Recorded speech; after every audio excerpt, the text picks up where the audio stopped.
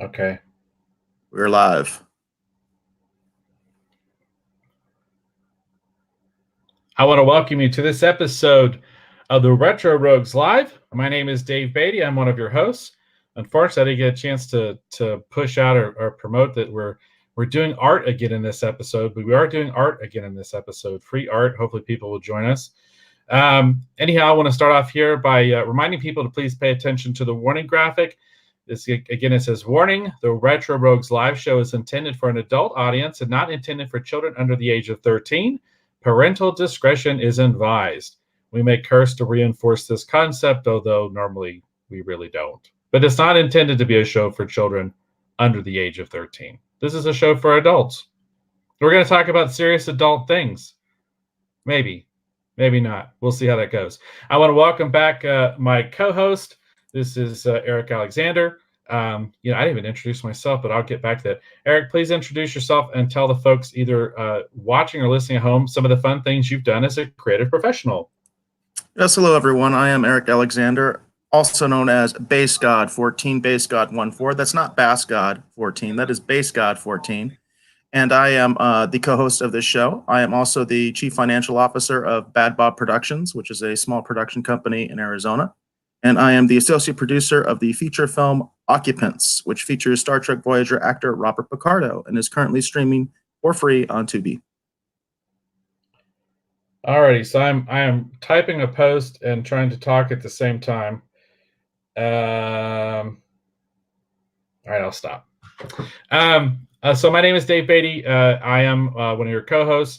I've been a professional illustrator and graphic designer for nearly 30 years. Worked on a lot of fun things some people have heard of, such things as Justice League of America, Batman Incorporated, Grifter, and I'm going to mention Brightest Day because we do have something that we're doing on tonight's show. I hope there are people watching. All right, so let me turn my cam on.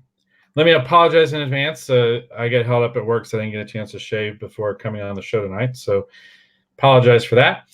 We've got a couple things we want to talk about. First off, in tonight's episode, we are again doing an art drawing. So basically, this is an original sketch card. This is from the Cryptozoic set, Superman the Legend. This card will be basically... there'll be a drawing. If you want to be entered into the drawing to win this card on tonight's show, what we want you to do is watch the show and comment. So please come on the show. Please comment. It doesn't matter which segment you want to comment on. Within reason. Bear in mind people will see what you comment, so don't comment anything obscene necessarily. But anyhow, this is the card, the sketch card. This is original art. On this card, this is not a print. This is original art. This is of Superman for Superman Legend. We'll be doing that on tonight's show. We do have another contest as well. Eric, if you don't mind sharing my screen. Okay, so this is the new blog interface on my website over at davebeatty.com. It's DAVEBEATY.com. We have a Retro Rogues Live 2020 survey. It is the top post here on my website. If you enter davebeatty.com and you go there, you will see this here. If you click on it, oh, I'm on the wrong screen. Sorry, everybody. So if you click on it, it will bring up the survey.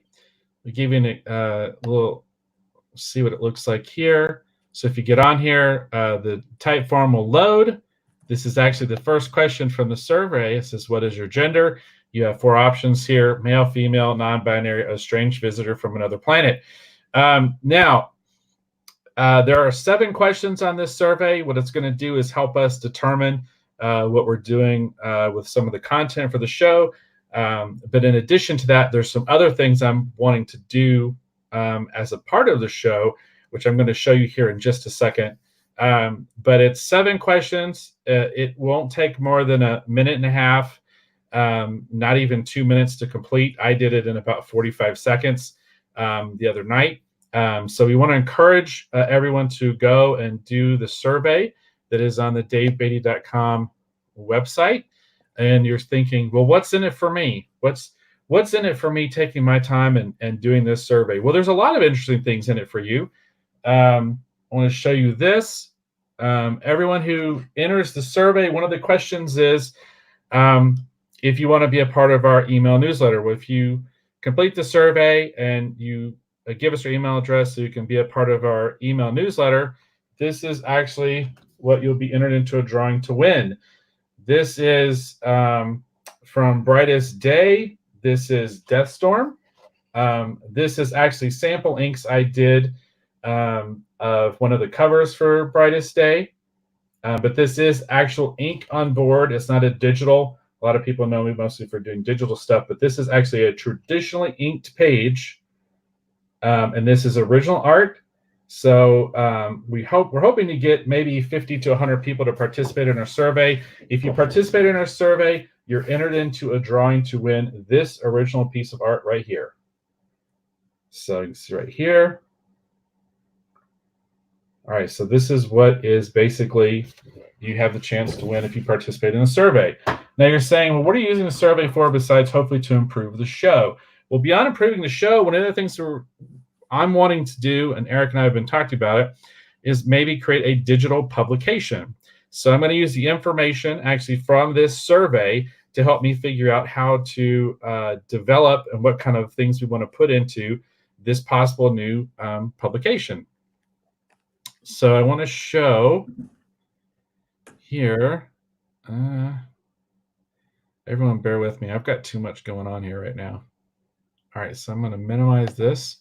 So this is an example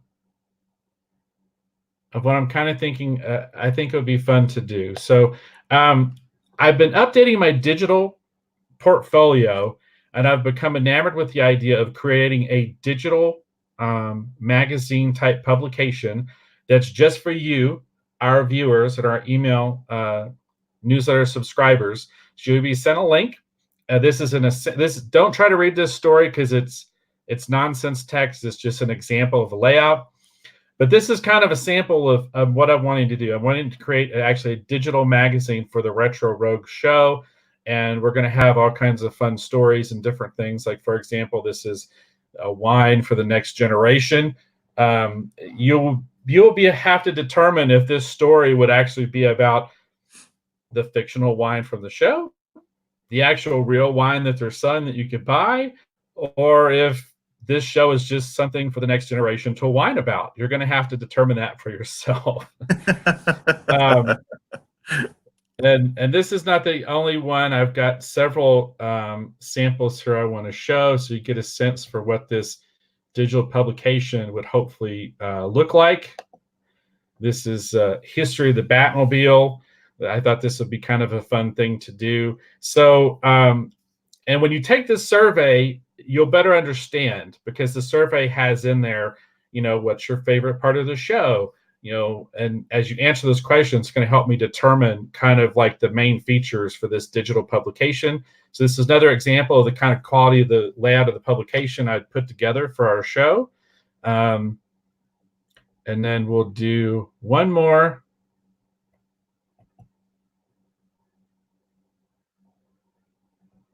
All right. So everybody knows I've been obsessed with Funko Pops lately.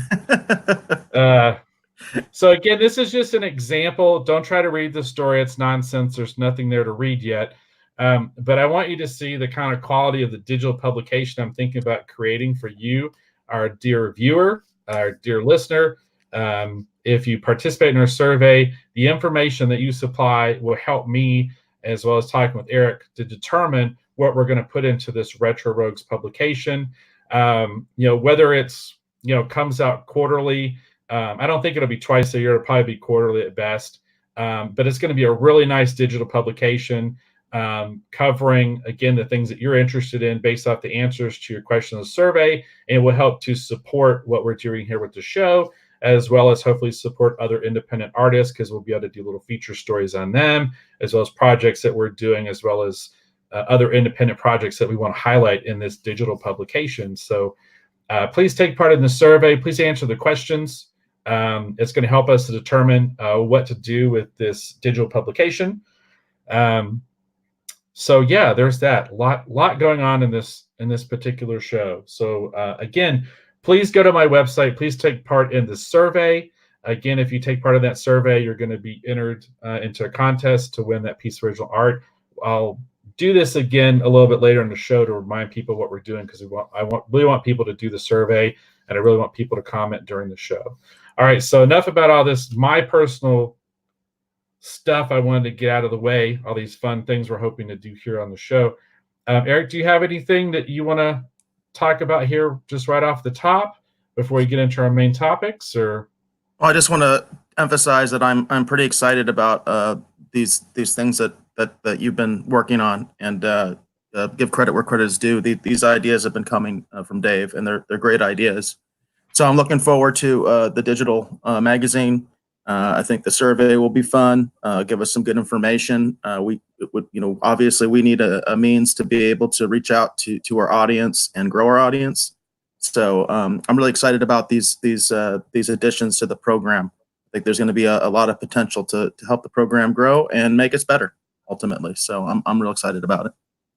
yeah, well, cool. Well, I appreciate the kudos, and like I said, please, those of you watching or listening, please take part in the survey. Please help us, improve the show, create new fun things for you to enjoy. This digital publication is not going to cost you anything. You're going to get it free in your email. You're just going to be able to read it and check it out and enjoy it, hopefully. So I hope that everyone will see the benefit in that, and they'll think it's kind of fun. I miss things like Wizard Magazine. I miss things like Starlog. My hope is that this quarterly magazine publication will maybe be somewhere in between the two. A little bit of Starlog, a little bit of Wizard Magazine. I love Starlog growing up. I miss it. And I think it's I can reach out to different people to contribute, from time to time. I think it could be a fun thing to do. So yeah.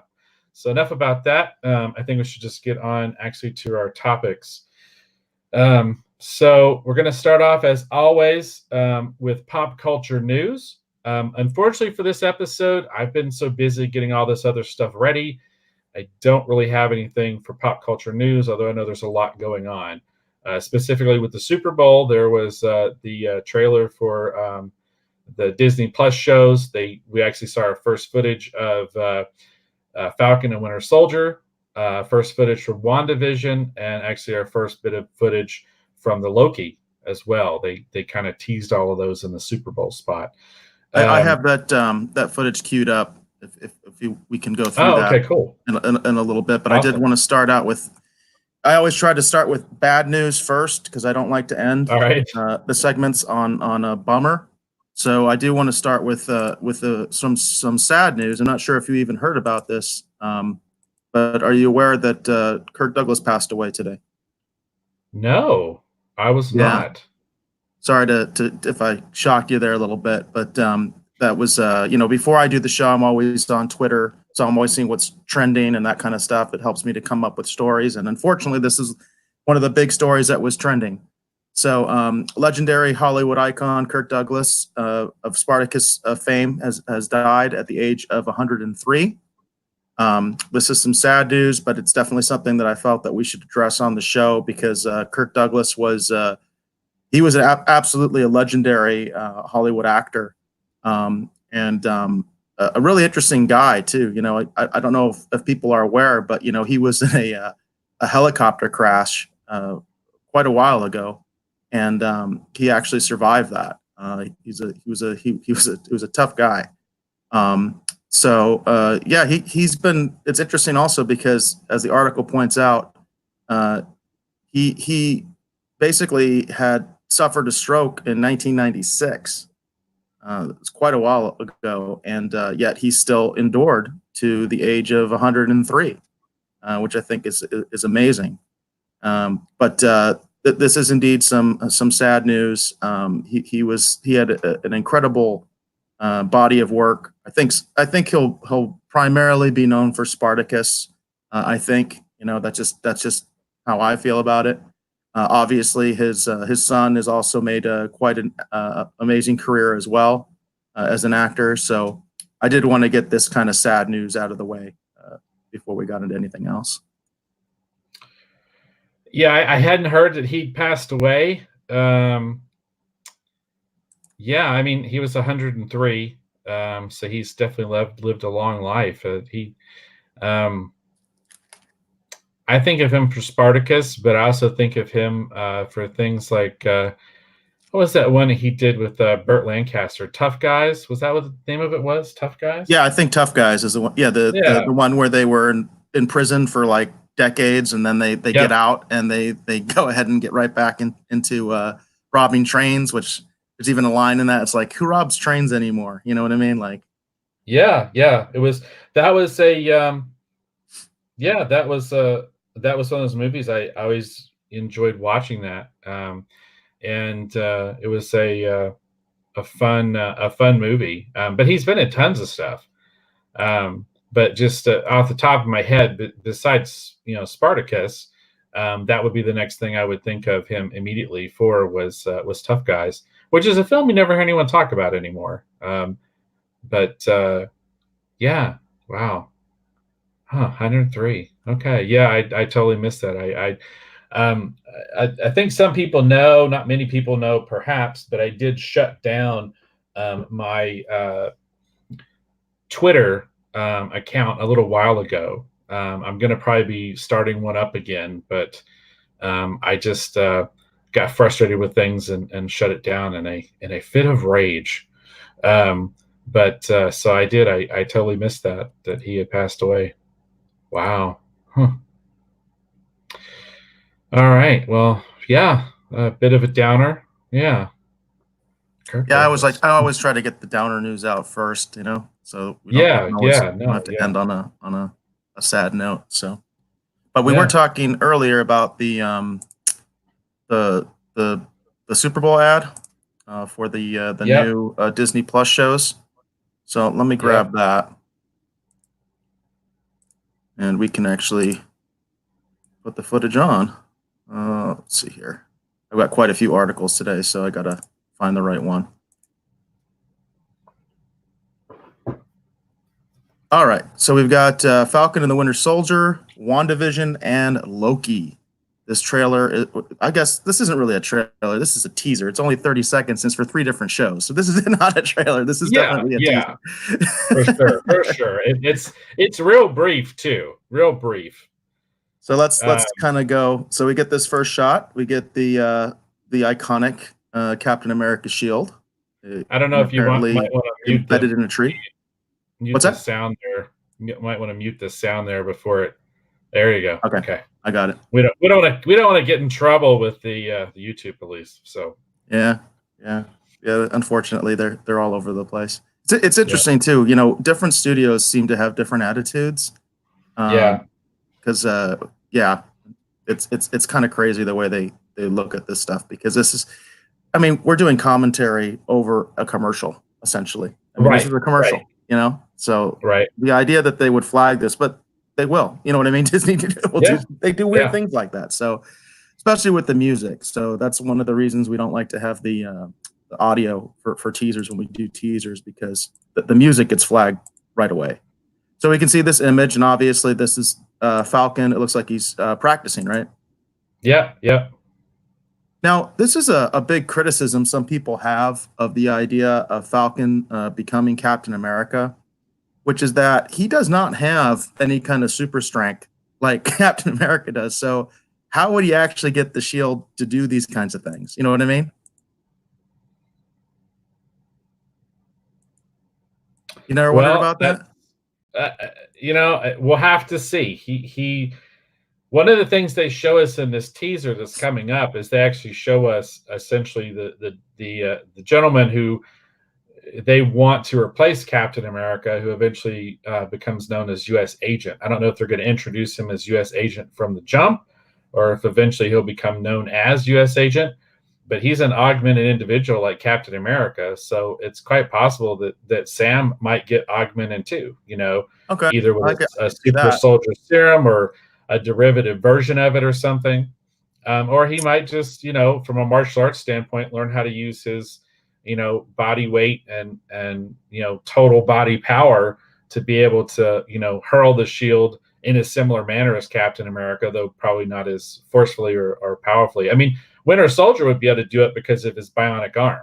So that's the criticism. A lot of people feel that Winter Soldier should be Captain America because he's Bucky for one thing. right, Bucky is supposed to be the sidekick of Captain America, but the other thing is because he has the augmented arm, he can actually throw the shield the way that Captain America does. Falcon doesn't have any superpowers, so I like the idea that if he became augmented himself, it works. But we right, don't know. We don't know from this trailer if that's the way they're going to go, or they're just going to be like, oh no, anybody can throw Captain America's shield like that. Yeah, I have no problem with that. You know what I mean? So just saying that from a fan perspective. right. So I'm not sure what this is depicting, or as far as if it's depicting any specific characters or anything. It looks like there's some sort of maybe infiltration going on or something like that. Yeah. And then we had there was a very brief moment there where you can see that like the Falcon seems to be, well, I don't think he is. It's meant to make it look like he's maybe chasing them or something, but it's clearly, to me, looks like a different scene, Yeah. So, but we do get to see him doing the actual Falcon thing, which is flying. You know what I mean? So that's pretty cool. And then have a brief picture here of the Winter Soldier, apparently menacing someone with a gun. So it'd be interesting to see if he kind of reverts at all to his Winter Soldier ways. You know what I mean? Or if he's going to be more Bucky. You know what I mean? I think that would be interesting to play with. I don't know if they will. I think that would be interesting if they played around with that, like him being activated, or you know what I mean, again, or something like that. And I think that'd be kind of interesting. But we'll see if that's what they're going to do or not. Now this is the WandaVision, right? Because this stuff goes by fast. A lot of people are tripping out about this because they're like, "What the hell is this?" You know what I mean? So, this obviously seems to be, this first image at least seems to be kind of like Leave It to Beaver inspired or something like that. Or I Love Lucy too. There's elements of this that seems inspired by the Dick Van Dyke Show. We just saw the classic comic book costume that most people know her for. They're playing it when you watch it. They're playing with a lot of things. It's a lot of TV sitcoms. Whether you want to talk about it, there's elements inspired by I Love Lucy, Dick Van Dyke. There's elements looks like it's inspired by Family Ties. I mean, it's all over the place. It goes by so quick. I can't even catch that middle image because there's this middle image that's just going by stuff. There we go. This looks like Brady Bunch almost. You know what I mean? Yeah, exactly. Brady Bunch. Exactly. Goes by so fast. I was having trouble just catching it. And then we get to see her kind of in the traditional costume, right? Which is kind of neat. I think this is supposed to be kind of like a, my guess is she's like dressed up like a costume party or something. You know what I mean? Like this isn't like her official costume or anything. You know what I mean? That's just my speculation, but this is kind of like this is good fan service, I think. You know what I mean? This just kind of show her in the more traditional Scarlet Witch, comic inspired garb. And then we kind of went by real quick, but there was kind of like, it looked like more of a modern look, but it's clearly black and white. That's interesting. So she's kind of got like more modern clothing on, but clearly is still in that black and white world. That's interesting. Right. And then go to this sort of image. Goes by real quick. It's obvious that it seems to me that they're going to be kind of spoofing a lot of other TV shows, I guess. That's what it looks like to me. Because obviously these looks are meant to evoke something. You know what I mean? Got a very classic image here, with the black and white and very kind of regal looking. And that looks very much like the Dick Van Dyke Show. Yeah. I definitely agree with you. Yeah, it does look like the Dick Van Dyke Show. Even the set looks like the Dick Van Dyke Show, their living room and everything. This one's clearly Brady Bunch, right? We got the staircase. That's clearly Brady Bunch. So we even have the staircase there. And then here's an image of them actually in the television. Interesting. Yeah, this is going to be a weird show. There's no doubt about it. Have you heard anything else about it? Because I'm kind of just sitting here like reacting to it, like, man, this really looks like a weird show, My understanding, based off of what I've heard, is that basically what they're going to do is Wanda is having a hard time dealing with Vision being gone and kind of her new reality. And so she uses her powers to create a new reality. And then within that reality, apparently, she wants to create an idealized life for herself, essentially, and Vision. And she wants to bring Vision back. But something happens and it splinters that, perfect reality. And instead, because she's pulling from what in her subconscious mind is a perfect family reality, she ends up creating alternate sort of sitcom family realities. Gotcha. So because in her mind's eye, her ideal perfect family would be like, the family from Family Ties, or the relationship that Lucy had with Ricky Ricardo. Okay. And so she has this sort of psychotic break, and it ends up splintering and creating all these different realities, because this also is supposed to lead into the next Doctor Strange movie, which is actually called The Multiverse of Madness. So she's going to either directly or indirectly create these alternate realities. And in these alternate realities, we're probably going to see different versions of the characters that we might even know in the Doctor Strange movie, or possibly even in this reality. The milkman might be Captain America. So who knows exactly what all they have planned to do with this, or who all we're going to see in Yeah, it's cameo interesting. roles. It's interesting image here because you can clearly see that's her and that sort of Leave It to Beaver look, and then she's still there. You know what I mean? Apparently Right. in reality, but it's still black and white. It's pretty weird. It's going to be a trippy show. There's no doubt about that. Right.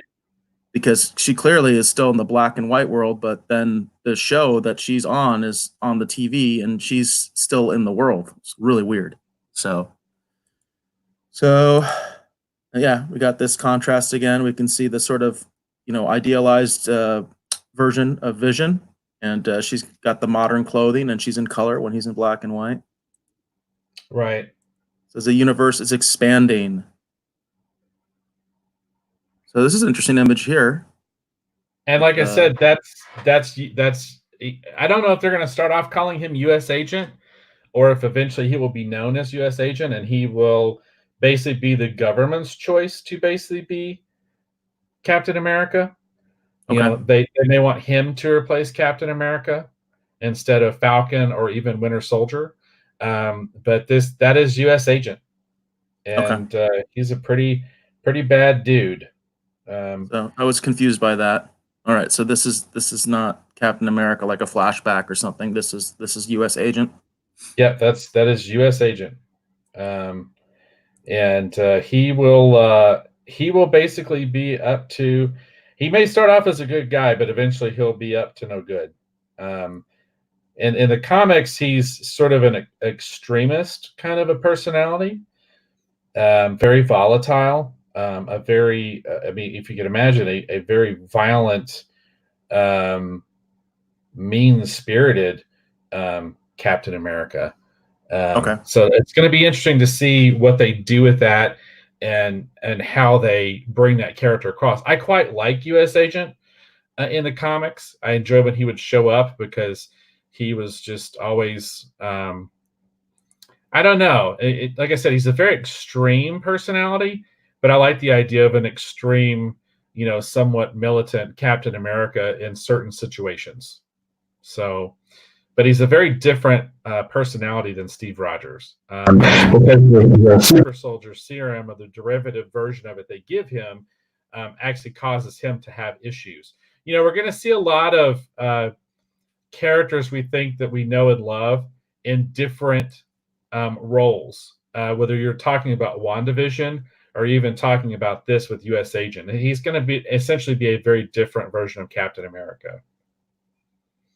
And there were some people online speculating that this may be, that event may be celebrating something to do with the Avengers, because they have what looks like the Avengers A on Yeah, those. that's what I thought. I thought it was like a Martian flashback or something. So Yeah. that's interesting. Got an image here of Falcon and the Winter Soldier here. Just a very Yep. casual one. And we got the WandaVision logo. So what does And this see, look like to you? What and show see, do you think this is? Family Ties. Family Looks very Ties. much like Okay. Family Ties. Yeah, because remember they had the stained glass window by the stairs, Yeah. and then someone pointed something out that I totally missed. But apparently there are pacifiers popping out of these cribs, Oh, okay. Interesting. which Yeah, I is just saw see that. how they're It goes popping by out. really, really quick. Yeah, you can see you Yeah, can kind of see something popping out. yeah, There's the WandaVision logo there. Yeah, you can see it popping out. And then we got a teeny, teeny, tiny, teeny bit of Loki. right.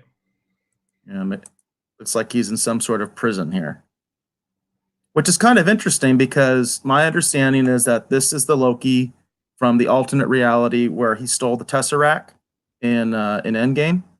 Yeah. So it's kind of interesting. So why would he be in prison if he got the Tesseract back? You know what I mean? Well, and someone again online pointed out that logo on his jumpsuit has something to do with some sort of time enforcement agency or something. So he Oh, may have, like a multiverse police kind of thing? yeah, that's what I'm saying. They're going to be really moving more. It's interesting because Kevin Feige came out and when they announced the Disney Plus shows and everything, he talked about how they were going to be moving Marvel in some completely different directions with these Disney Plus shows and the films coming after that. Things are going to be very different. We're going to see characters in kind of different ways. So there's going to be a lot going on because with everything that's happened, the Avengers film, there's a lot more to protect and there's a lot more to police and monitor as far as what, in the Marvel universe is considered reality. So, yeah, but my understanding is that he's been detained by some kind of a time enforcement agency. I can't remember what they're called. It's not something I'm terribly familiar from the comics, but it does come from the comics. But it might be a more recent thing, and maybe that's why I'm not terribly familiar with it. Okay. Yeah, I was wondering about that because to me it was like, well, he got the Tesseract, so why would he be in prison? You know what I mean? So, Right. so we had a quick image there of the black and white. Goes by really quick, and we can kind of see a little team up image, I guess, of Winter Soldier and Falcon, and that will be on Disney Plus, and that's it. And they announced release dates for those, and I think we're getting. I should actually pull it up before I speak out of turn. But my understanding is they announced release dates for all those shows that they plugged, but they also released one for The Mandalorian as well. Yeah, I have an article for that. Oh, okay. I'll pull it up. You're all on top of it. That was where I was thinking we should, so we can tell people, when they're going to be coming. Because I think isn't Falcon and Winter Soldier? Isn't that supposed to be like? Is it August? I feel like that's not right. The most important one is Mandalorian season 2. That's going to be in October. I remember that one. So, I think we're having a little bit of a connection issue, so might want to back up. Okay. And it's while for that article to pop up. Okay.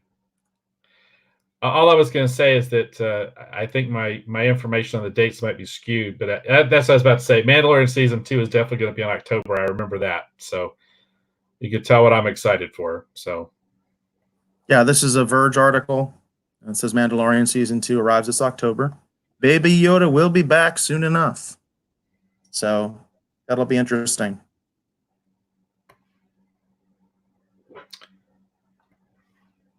And then let's see here. This article mentions that Disney Plus has surpassed 28 million subscribers since the launch. Wow, it's a pretty big number. Yeah, I'm still mystified that I can't get a Baby Yoda toy. I finally found some Baby Yoda shirts at Hot Topic the other day. Yeah. because they were one of the first stores to get any Baby Yoda merchandise.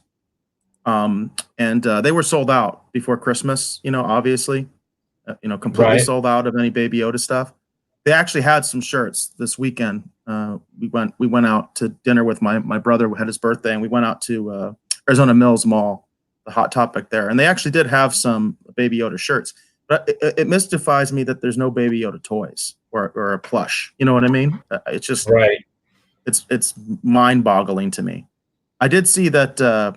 I think Sideshow Collectibles, the high end collectible company, they're making Right. like a life size Baby Yoda. Did you see that? Right. They're gonna make Yeah, like I saw that one. Yeah. they're gonna make like a life size Baby Yoda. But of course, that thing's like $400 or something like that. So Right. that's well out of my price range for collectibles. I mean, I just want like a little Baby Yoda plush or something. I know my kids would get a kick out of that. I just think it's just bizarre that that stuff isn't available and that wasn't available for Christmas time. Well, it wouldn't be the first time that Star Wars didn't have toys for something popular, out in time for Christmas. All right. Well, I think they've After learned the since release. 1977. You know what I mean? So, Or, because or famously that was an issue. Obviously, with the original Star Wars, the toys weren't available, and they right. actually did some clever marketing. They did the mail away thing, so you actually Mhm. could give your kid Star Wars for Christmas. They just weren't actually going to get the toys until they came out. It was kind of a clever thing to do. It's one of it's really one of those examples of taking lemons and making lemonade. That was Yeah. really smart on Kenner's part, and my understanding that was wildly successful. A lot of kids actually were very happy about it, even though they didn't get anything. They just got a little a little cutout that said, "Hey, this is all the cool stuff you're gonna get in a couple months." Right. But yeah, you'd think that they would learn from that stuff. I guess is what I'm trying to say, because we live in a completely different age when it comes to marketing and especially merchandising. I mean, holy cow, that's a huge reason why Disney bought Star Wars in the first place, was for all the merchandise. Right. Right. And but no, like I said, you'd say they'd learned something from '78, but here we are again. But there was no infamous gift box campaign. They could have got away with it though. They could have totally Yeah, got away with it if they'd done it. because I've You seen know? the plush Baby Yoda. They have the prototype, so Yeah. you have the picture.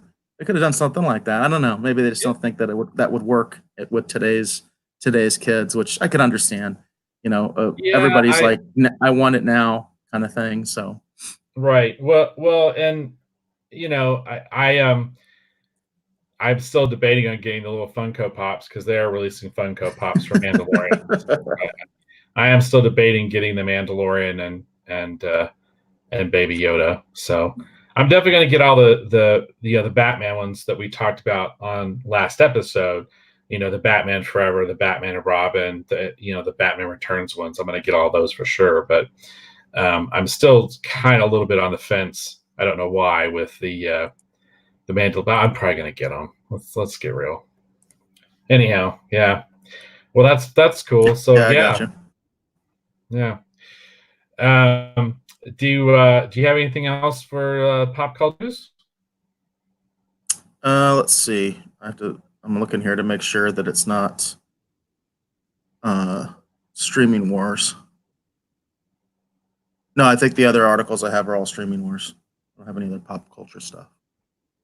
Okay. Well, let's switch over to streaming wars. But before we do that, I want to remind.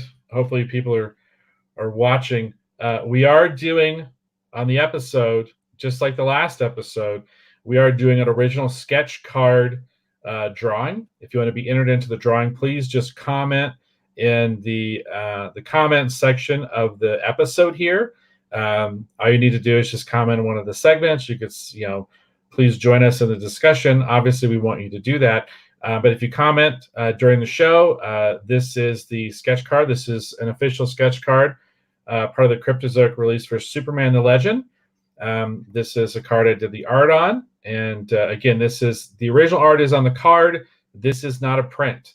So we want to encourage people, please comment during the show. So you could be entered into a drawing for that. Now, in the last episode, basically everyone who commented got something. So I'm just going to say it's worthwhile to comment. Those are actually going to be going out later this week. We're just having some difficulties getting all the addresses, but those will be going out later this week, the ones from the last episode. Again, please be at least 18 years of age, and we're only shipping to the United States. I need to be sure to specify that. So we're moving on here to streaming wars. So again, I apologize. I spent so much time getting the survey together and putting together mock-ups for this digital publication we're talking about doing. That I didn't have anything for this particular episode. But Eric, do you have anything for the streaming wars? Yes, I do. I've got 2 articles here. This is from The Ringer. This is, I think, a pretty recent article, February 5th. So very recent. Rather obvious headline here. It says Disney Plus has become a serious player in the streaming wars, but there's more to come. It says on the back of The Mandalorian, the new service grew at a pace only Netflix has seen. But with HBO Max and Peacock yet to debut, the battle for viewers is just beginning, which is, of course, what we talk about a lot on this show. So a few months into 2020, the streaming wars are no longer a distant blip on the horizon. They're raging all around us. Services are clamoring for our attention and vying for our viewing hours. HBO Max and Peacock are still waiting in the wings, but Disney Plus and Apple Plus TV are moving from noisy newcomers to established presences. Projects like The Mandalorian and The Morning Show are no longer hypotheticals. They're spawning memes and picking up awards and absorbing the buzz from viral moments of said award shows. In other words, it's time for a check-in. Without a recent major launch, complete with a full slate of brand-establishing series to pursue, the past few months have been marked less by singular events than a slow drip of news items adjusting observers to our new normal. To that end, we're recapping the latest developments in our brave new world of mega mergers and endless premieres as we actually experience them. One data point at a time, slowly and surely coalescing, Monet-like, into a larger picture. Disney Plus, The Mandalorian may well be the post-Netflix boom's biggest success story to date.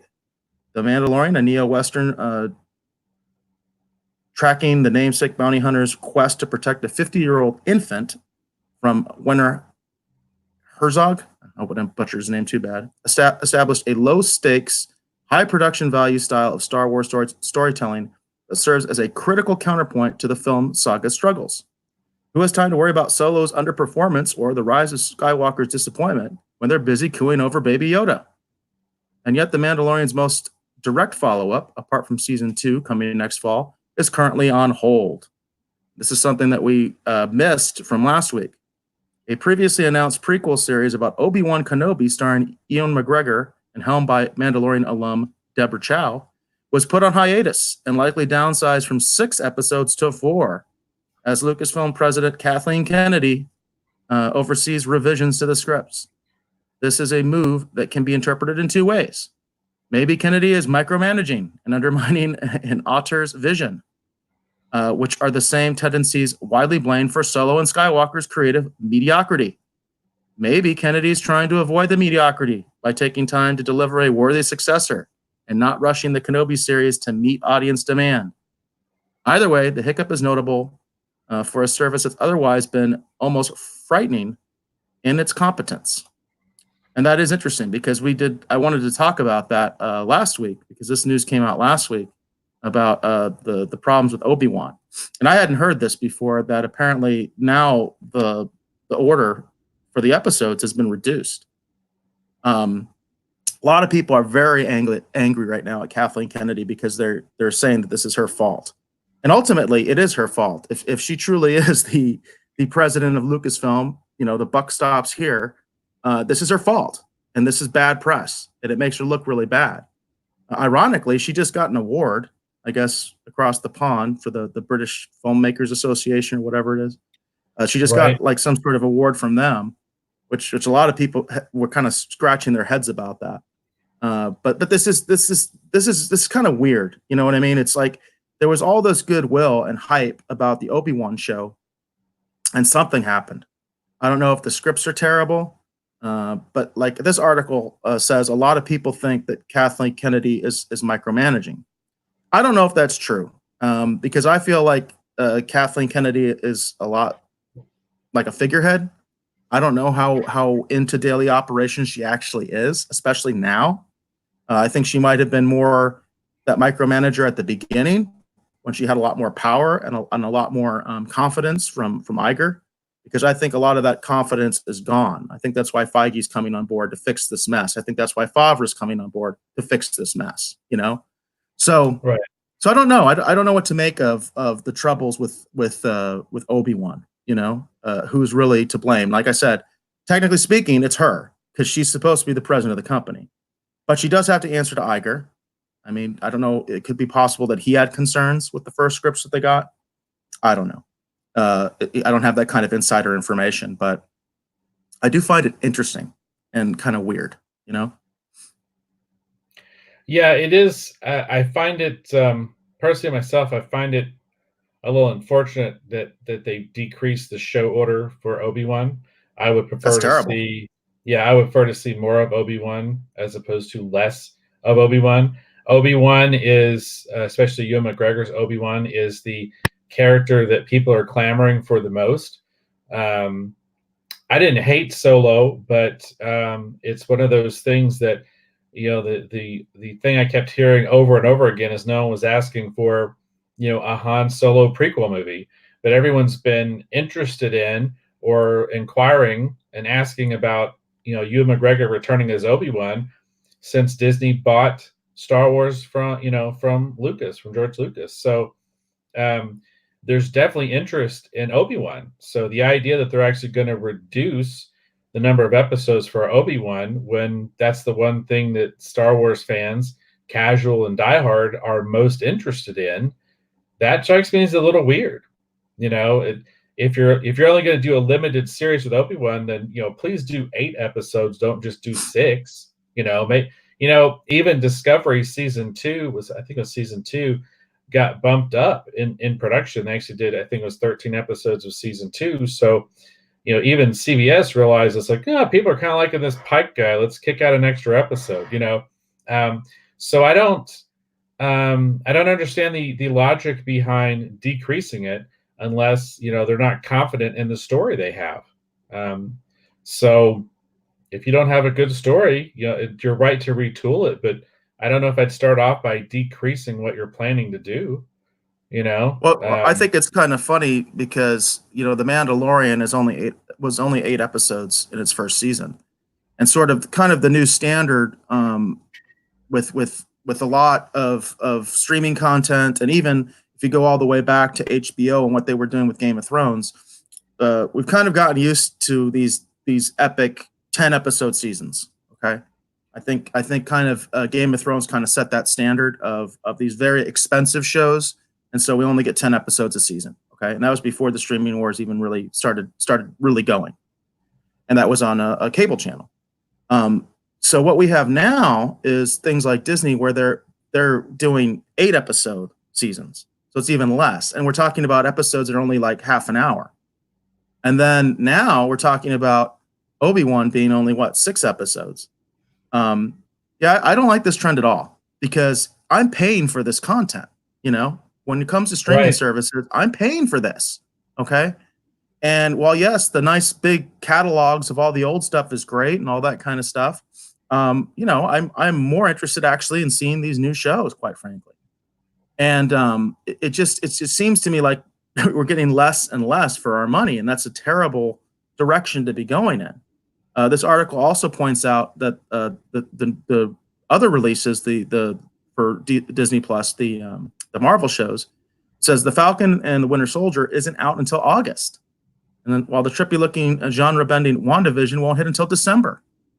And we've talked about this before. Is it seems like there's this big gap with Disney Plus right now, where it's like there's nothing. You know? Yeah. I guess some people are excited about the you know, we covered the trailer for the Clone Wars, but I don't think either one of us is a huge Clone Wars fan. You know what I mean? So I know that they're out there. I mean, I see them. I mean, I see people go crazy about Ahsoka and all that kind of stuff, but the numbers just aren't there, compared with like the Mandalorian or something like that. The impact isn't there, or to compare it with the Falcon and Winter Soldier, the anticipation for that, but it's not coming out until August. So it's gonna be like there's gonna be all this new content like at the end of the year. What's gonna keep me on Disney Plus right now? What's Right. gonna keep me on that service? I've already talked about. I went ahead and got the bundle, so I have Hulu and ESPN Plus, and I can never say enough bad things about ESPN Plus and what a ripoff it is. Okay, because I think it's terribly misleading. It's really misleading what ESPN Plus actually is. And right now I'm kind of just staying for Hulu because Hulu does have a lot of cool content on it. And I actually want to go back and watch The Orville because I haven't seen the first season of The Orville. So I want to go back and watch that, especially as it comes closer to the next season of Orville coming out. But there's nothing really making me want to stay on Disney Plus right now. It's like, well, I guess I'll come back in August. How do you feel about that? I'm still paying for it, but we haven't really watched much of anything on it. I've been finding myself, ironically enough, back on Netflix and, again, watching things on Hulu. I've been watching probably a lot more of my CBS All Access, not just because of Picard, but just because of other things that are just on there that I've been watching. I've been watching some of the impeachment stuff, since I figured out how to access all the new stuff.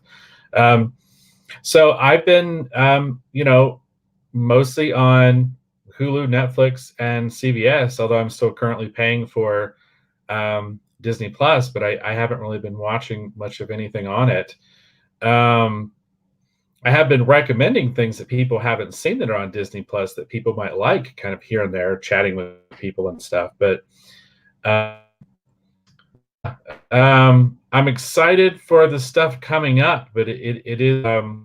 I saw that there was that comment that Iger had that I think came out today or yesterday or something on a conference call, and he mentioned how they're deliberately rolling out their content, and they intended for it to kind of go this way, that they would rather focus on, quality as opposed to just rushing a bunch of stuff out. But there is a huge drought right now. There is a huge dearth of new content, for those of us that, are more genre fans, those of us that are more into stuff like Star Wars and Avengers and whatever. There's just not much kind of happening. But, overall, there's not much happening at Marvel right now. I mean, I know they have things in active production, but, even with the TV, on the TV side, there were a lot of shows that supposedly were in production that were supposed to be hitting. And there's just a lot of things just kind of not happening right now. So I don't know. I would have thought they would have had something ready to go. I don't know if they've hit production delays. And that's why they have this weird hole right now in their programming. But I don't feel like it was intentional. I feel like there was something that was supposed to fill this gap, and something just wasn't ready, and they had to they're just having to kind of vamp.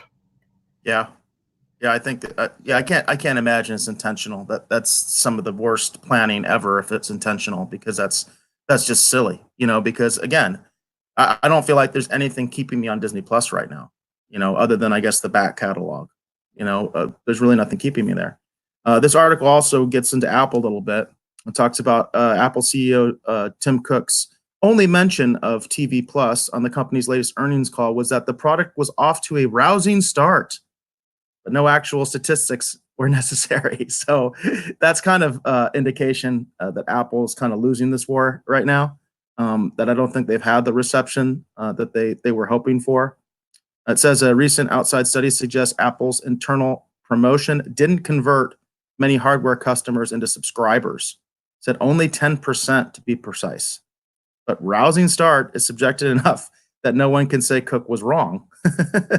Exactly. So it's kind of funny, the double speak that they use in these companies sometimes to kind of turn, try to spin sort of a downer. But I will say long term, and I've said this many times, long term, I think that Apple is probably situated the best of any of these streaming platforms because they've got so much money. That's just the bottom line. You know, Netflix actually might break themselves with all the content they're doing. They're going into debt. There's clearly a problem there because that's the only way they see to stay competitive. I think is hey, we just got to be the guys with the content because they don't have Disney Plus's problem. Netflix is always coming out with new stuff, constantly. So they don't have Disney Plus's big gap of nothing. You know what I mean? Plus, they still have a very large back catalog of other stuff, even though a lot of these studios have gone and gotten their IP. Netflix still does have a lot of older movies and TV shows and all that kind of stuff. It's still there. So there's. And I was just going to add, like, for example, like on, using Netflix as an example, now that we have this hole now for genre programming on Disney Plus, you turn around and you look at Netflix, and Netflix has, Sabrina, Chilling Adventures of Sabrina, season, I think 3, is available to watch on Hulu right now. I've heard some good things about it. Haven't had a chance to check it out yet. And then there is also, we talked about Lost in Space season 2 is on there as well. I've heard some pretty good things about that. Again, I apologize for having a chance to check that out. Hopefully here soon. I've just got too much going on. And then I did recently actually make my way through Unbelievable on Netflix, which was really, really good. I highly recommend it.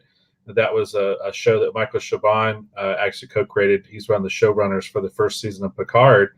Unbelievable was really good. And then also, again, I will continue to recommend on Hulu for those people who have never seen Justified. You should check it out. I really like that show. We should mention too. I mean, we did a review of Living with Yourself on the podcast, really which that seemed to be kind of way under the radar, which was really surprising to me because Paul Rudd does have quite a bit of juice right now. At least I thought he did. Apparently not as much as I thought. So, and I thought it was a good show.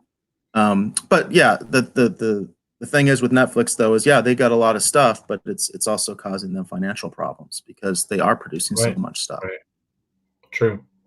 Very true. Do you have anything else for Streaming Wars? Yeah, I got one more article. All right, cool.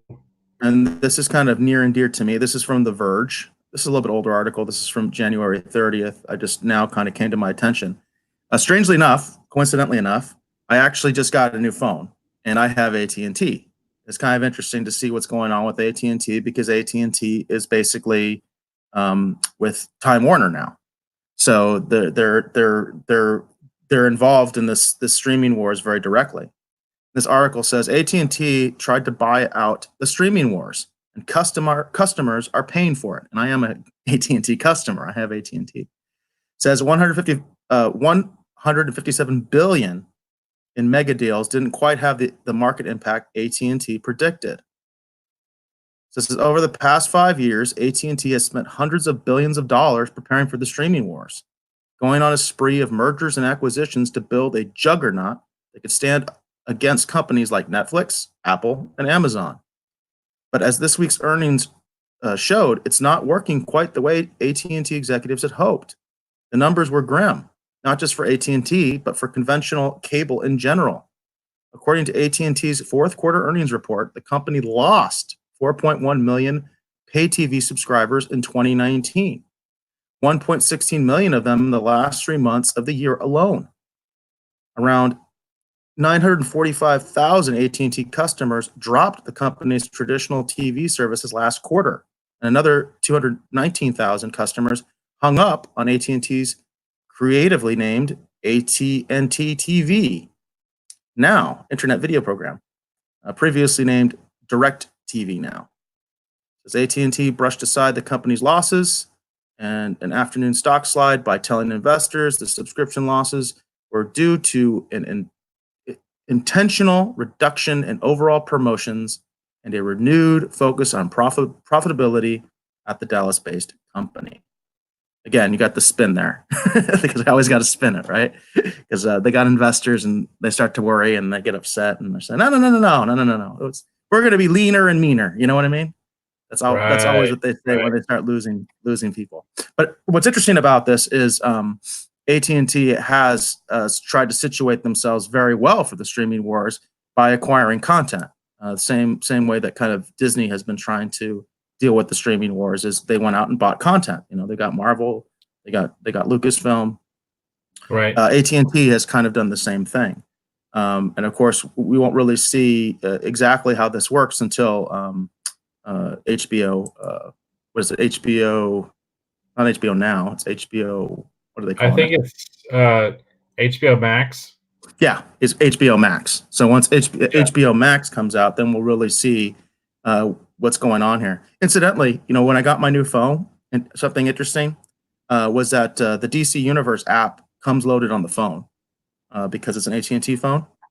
The Yeah. DC Universe app comes loaded on the phone. Not that you don't get a free trial. Well, you can do a free trial, but you don't get it for free like they were doing with HBO, which I'm still not clear Right. if it's still free. On my old phone, I was getting HBO for free.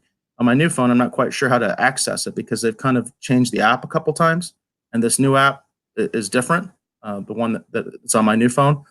But as of yesterday, I was still streaming. I could still stream HBO on my old phone, so I assume that deal still exists for AT&T. I have to look into it a little bit more, but yeah. So it's kind of interesting what their approach has been and where they're situated right now. Incidentally, a lot of these companies they're reporting that last quarter earnings right now. In fact, I think CBS All Access reports theirs on the 20th.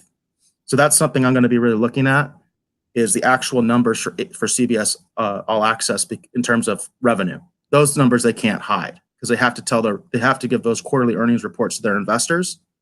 So whatever spin they have about, you know, subscriptions, this blah blah blah, we had this many people, which of course, you know, the funny thing about debuts is remember the first people when they come into a new show coming on, whether it's Picard, Mandalorian, anything like that, there's always a free trial. There's always a free trial. And what you really want to know is how many of those free trial people actually stayed after that first episode and actually are now paying for the service, right? Because Right. you never get those numbers. Those numbers never come out. So where you're going to actually see the reflection of that is in their actual earnings because they can't hide that. They have to be transparent about that to their investors. They have to tell them, hey, we lost a ton of money this last quarter.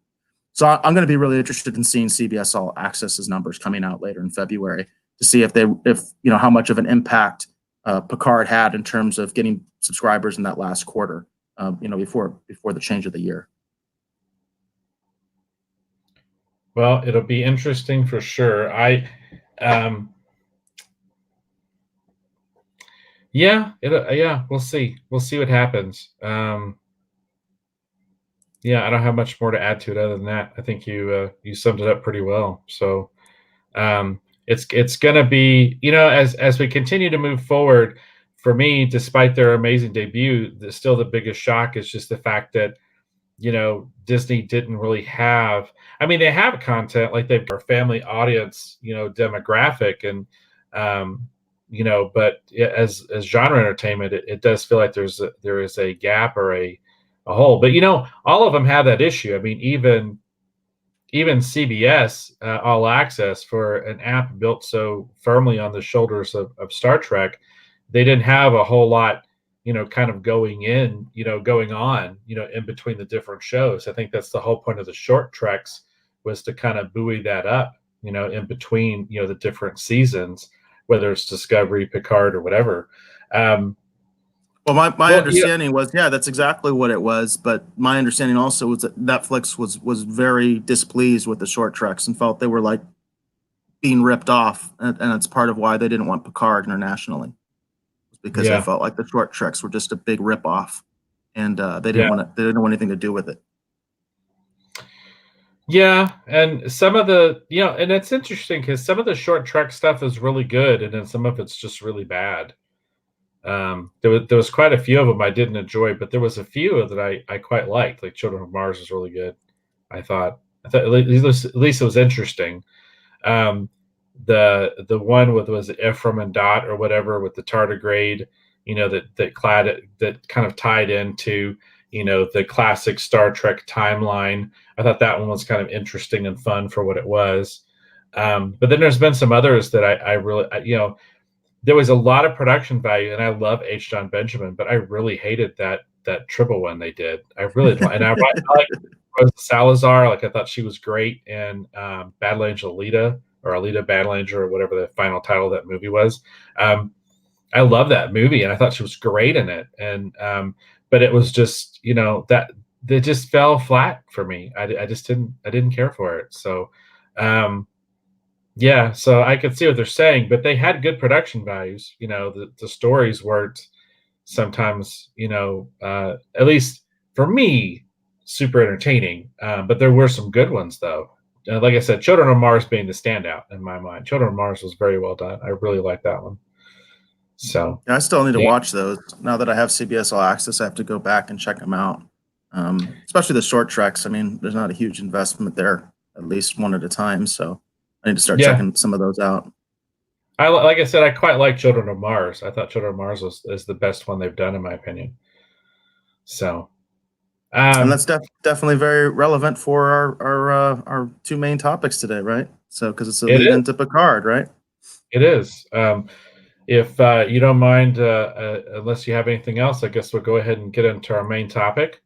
Now, before we get into it, I want to reemphasize this again. So on this episode, we do have some people commenting. I accidentally started a live watch party on Facebook, so there are people commenting. However, no one can see them. That's why I keep going dark on my stream here every once in a while. I'm trying to pay attention to what's happening in the live watch parties that I accidentally created trying to share the show. Good move on my part. But anyhow, if you do comment during the show, I am going to count the comments in the live watch party. You're entered into a drawing to win a original art sketch card. This is original art that was done by me. This is from Superman the Legend. This is an official Cryptozoic release sketch card. This is not a print. This is actual art on the card. So again, please comment during the show. And you'll be entered into a drawing to possibly, well, actually someone will be winning this sketch card during the show. Those of you that won last week, those will be going out hopefully later this week. And then I want to encourage people too, we do have our survey going on. I'd like to encourage people to check that out. We have a piece of original art available for that. So this is actually the piece of original art. This is not a digital inked piece. This is a traditional inked piece. This is ink on board. This is my sample inks over David Finch. This is from my time on Brightest Day for DC Comics. This is Deathstorm, one of the characters that I've known for having worked on that particular series. This is a very, very nice piece. I want to encourage people, go to my website, davebeatty.com. Please participate in the survey. It's a total of 7 questions. It takes less than a minute and a half to complete. I'd like to encourage people to go check that out, participate in that. That information will be used to help create a better show here on the live streaming show, as well as this new digital publication that I want to do that we showed samples for at the beginning of the show. Maybe we might do that a little bit later after we finish our main 2 topics. Again, I really want to encourage people, go participate in the survey, answer those questions, and help us create more free, amazing content for you, our valued viewer and our valued listener. Because eventually this will become an audio show again at some point. So enough about that. Let's get on to our main topic. We're going to start off with here for our main topic. We're going to start off talking about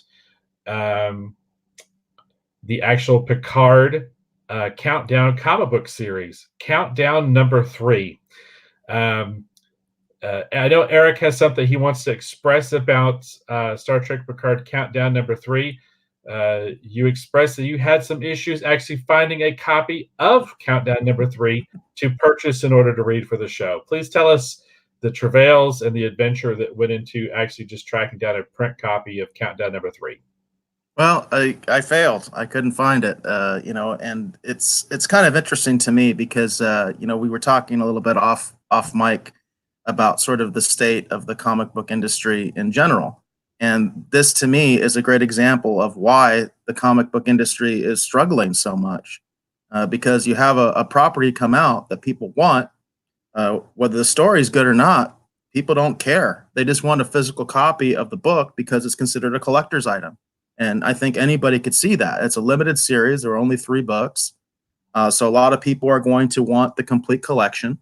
And it seems like a no-brainer to me that they would print these things massively, and there would be a nice supply of them for people to go in and get them. I know for a fact there are people that don't read comic books at all and don't like comic books, and they're getting this book.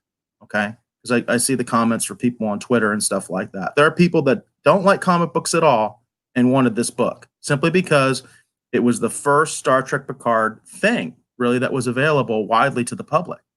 The first physical thing. I'm not even talking about the digital stuff. Okay. I'm talking about the physical copy. It's a collector's item. So to me, it's a no-brainer. And I went to 4 different local comic book stores. Very good, very big ones, good ones that are well established in my market area. And none of them had it. I went to 2 stores the day it came out. They were all out. I went to 2 additional stores this week. And, this book only came out on Wednesday, so you would think that the book would still be available. It's not. I talked to one comic book store owner that, he at least said, yeah, I did try to do a double order. I tried to make sure I had extra copies, but he got sold out anyway. It just to me, it's poor planning, in terms of the industry. It's like, people are going to want this. People that don't like comic books are going to want this. This is a great way for the comic book store owners to get somebody into their store that would never go in their store. And I just think everybody dropped the ball on it from the publishers to the individual store owners. They just don't get it. Right. And that's why they're in so much trouble right now. And that's why comic book stores are constantly closing all the time, because they just don't get it. Just don't get it. So yeah, I did want to kind of inject that little bit of reality as we start talking about the book itself. Right. And I'm sure there's some places where, they ordered enough copies and people were able to get them. And I understand it from the obviously the opposite side too. The shop owners don't want to get stuck with a bunch of product they can't move. But I've also seen some people, like, for example, like Jesse James is an example. Like he does a pretty good job about, when he has that extra product, he's going to go in his comic book shopping network on, Facebook or whatever, and then he just flips it. And that's one shop I didn't go to. That's one shop I did not go to because it's kind of far for me. That's on the west side. Yeah. I live on the east side. So he has a great shop. I've been to his shop before. He has an excellent shop. And I did not go to his. So I don't know if he has copies or not, because I didn't want to go all that way. But he has a great shop. So I want to give him props. And we probably should give more props to individual comic book stores and owners that we really like and say, hey, good job. You know what I mean? And he's a good example of that. And he's good at showmanship, promotion, all that kind of stuff. All the stuff that all the other owners seem really bad at or terrible at, he seems really good at, So I've gone to his shop before. And I was just going to say that's one of the things he's good at. I mean, if he, if he's got the, he'll sell the books in the store, and then whatever he's got left over, he's got that on eBay real quick, so, after the cycle runs its course, he'll get that product out to someone who wants it. So, and, I'm sure there's there's good stores like in Las Vegas, like Maximum Comics and such, Alternate Reality. I'm sure there's places that had those copies. I bet even Game On here and Prescott probably did too. So there are places where you can go and get them. I've just been taking the easy way out, and, when it's something important for the show, I just get it digitally because I know I can get it and I'm not going to have any issues. So I did purchase it and actually read it on Comixology. And that's how I've read every issue of the Picard series.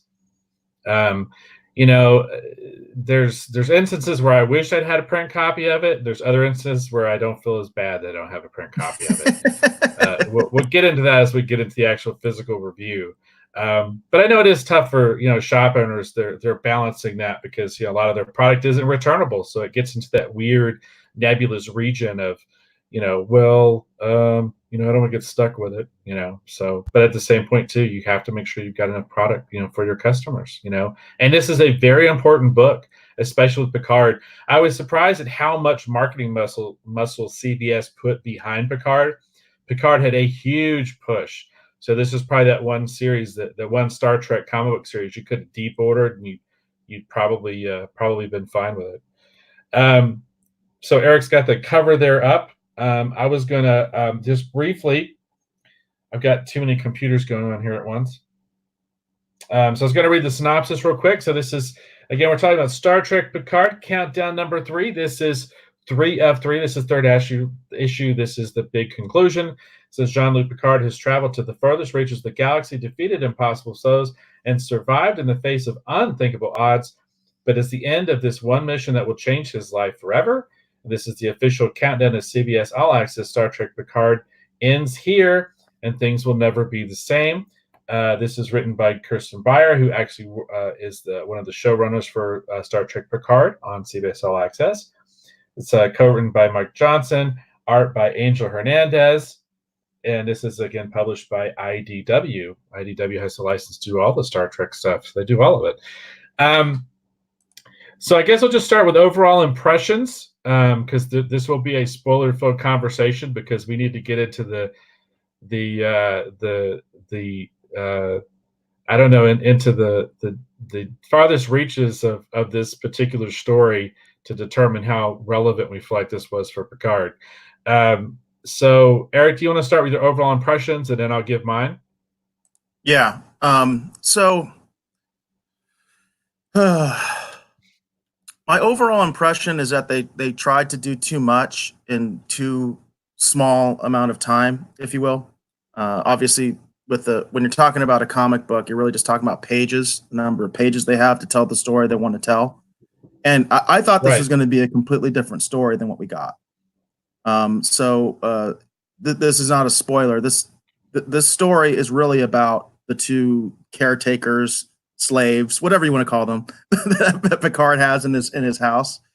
That's really what this is. That's really what this series is. It's an introduction to them and how Picard befriended them, acquired them, depending on your perception, okay, of these characters, okay? So that's not what I thought this was going to be, and that's not the way it was really marketed. I thought this was going to really kind of get into why Picard left Starfleet. That it was going to give us some insight in addition to what we got on the TV show, because on the TV show, he talks about it in the first episode during the news broadcast when he's getting interviewed, but we don't really get to see it. We don't get to see what really happened, right? It's kind of all alluded to, you know? And so in this book, I felt like we were really going to see, you know, that Starfleet, you know, dropped the ball or they did something really bad. And you don't see that in this. In fact, Starfleet's not really involved in this at all, other than the fact that Picard is on a Starfleet ship, you know, and executing this mission. So it really kind of was, I guess, overall, I'm just a little disappointed because it's not the story that I was hoping that it was going to be. Yeah, let's see. I found the whole series in a weird way. While it's interesting, it gives us a little bit of context for what is kind of happening with this fabled rescue mission that we don't really get to see much of. It gives us a lot of context for some of that, but ultimately, it you know, my impression of the series is I feel like, and it's weird because the countdown series they did before that actually led into the J.J. Abrams films, you know, the Kelvin timeline, I felt like I really enjoyed that series, and I was happy that I read it because it informed so much about what was happening in the movie that all of a sudden I understood not only the lead up for the film and Nero, but I also felt like I understood a lot better what was going on with Spock. And I had a real good sense of where the next gen fit into everything. Even though I know it wasn't supposed to be a jumping off point from the last next gen movie, at the same point, it answered all those questions. So, you know, I felt like I knew what happened with B4. I knew what happened with Data. It gave next gen kind of a warm and fuzzy ending, and then led us right into the new J.J. Abrams films, which I quite liked the first one, and I kind of enjoyed Beyond. You know, it just, I was very happy I'd read it. and I felt very fulfilled and satisfied. And I went like, this is really cool. I'm glad someone told me that I need, because I had about missed it until someone had told me about it. And I was very excited, and I very much enjoyed Countdown. And I felt like it informed my experience with the J.J. Abrams film, and made everything, the comic and the movie, a more enjoyable experience because of how they went together. I didn't feel that way with Picard, this 3-issue series. I didn't feel that way at all. It's not a bad. It's not a bad series. I mean, the art's pretty good. I would have handled it a little bit differently myself personally, but the art is good. I think the covers are obviously artistically the strongest point of the series. But I feel like that if you were not reading this Picard Countdown miniseries, you didn't miss much. That's my overall impression. It just at the end of the day, unlike, which is funny, the other Countdown series, which I think this is actually supposed to replace, right? Because it has the same name. I think it's supposed to replace it, which is unfortunate. If you read that and you watch the first J.J. Abrams film, it's like, yay. You read this and you watch the first episode of Picard, and you're like, okay. All right. Well, I know what's up with those ramen dudes hanging out at the vineyard, but that's about it. Okay. And then we get into that's such a great way to sum it up. The Romulan dudes hanging out at Chateau Picard. Hey, I know the backstory now. Wow. Yeah. That's some trivia I can throw at another Trekkie fan, That's what I felt I got out of this, Yeah. So I think at this point we'll go ahead and we'll get into a little bit of spoiler talk here. We've got a comment. There you go. He's laughing. He's laughing just like we are. So yeah, I think unfortunately that sums up this series. So we'll get into a little bit of spoiler talk here. And I want to thank Bobby Chambers for coming on and commenting. Thanks for commenting. Just so you know, you have now been entered into a drawing to possibly win, if I get it on camera, original art sketch card by commenting. Thank you for joining the conversation. I mean, getting into the knee deep of this, I feel like, you didn't miss much. The biggest surprise for me, actually, with issue 3 is they actually show Geordi again. They really want us to have the impression that Geordi probably died on the attack on Mars. Because they keep really showing us it's like, hey, Geordi's there. He might have just died. We don't know. It's really unfortunate. We kind of do. I mean, because we'll get into that when we review the episode, because actually there is something in the episode that addresses what we're talking about, what you just talked about with the fate of Geordi. But it is a weird way to sort of end the book, where you just kind of like, okay, so Geordi's still there. The attack hasn't happened yet, obviously. So we don't get to see the attack. That was tremendously disappointing to me, that there wasn't even anything about the attack, because that is very relevant to Star Trek Picard, the series. It was just kind of weird. I felt like in the second issue they were going in too many directions. And then I kind of realized that all those directions were just kind of just false, misleading to not tell us what the story actually was. Like, you just don't get that sense, this is what the story is, until the very last issue, until really basically like the last couple pages, you finally realize, so that's what this story is about? That's what this story was about? Because that's not where you were taking me earlier, Before, it was all about, I mean, they kept adding more elements, because the first thing that happens, to kind of review the story, is the first thing that happens is Picard is going to this sort of small Romulan colony to evacuate it, basically on his ship. Okay, he doesn't have a fleet. He's got one ship, the one that his flagship. He's going over to help out the Romulans, and he ends up realizing that there's more people here than he thought, because the Romulans didn't include the native population when they made their request for evacuation. It's just the 10,000 Romulans. There's like millions of native people that are actually sentient and all that kind of stuff, that are slaves of the Romulans, which I actually found intriguing, because I always feel like the Klingon and Romulan empires aren't really depicted as real empires, because we never get to see the races that they subjugate, because they do. Right. You know what I mean? They have Right. to. I mean, there's no way that, but they never really show that in any of the Star Trek, any iteration of Star Trek. So that kind of got me really intrigued. I was like, hey, now we're really seeing kind of the way a real empire actually works. They would do stuff like that. Absolutely, they would do stuff like that.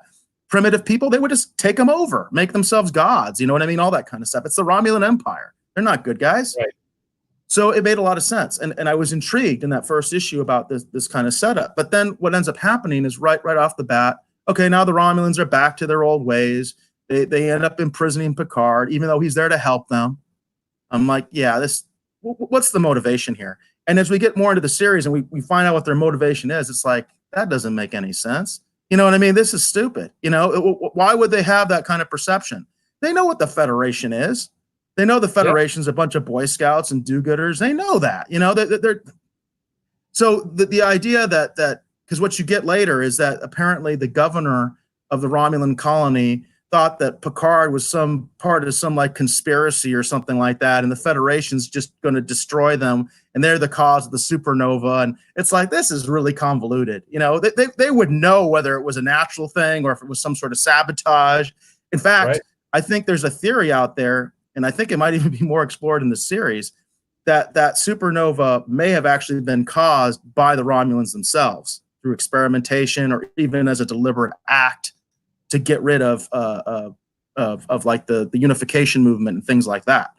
Because you have to think about that I think about that a lot in the context of the show and whether they'll explore that.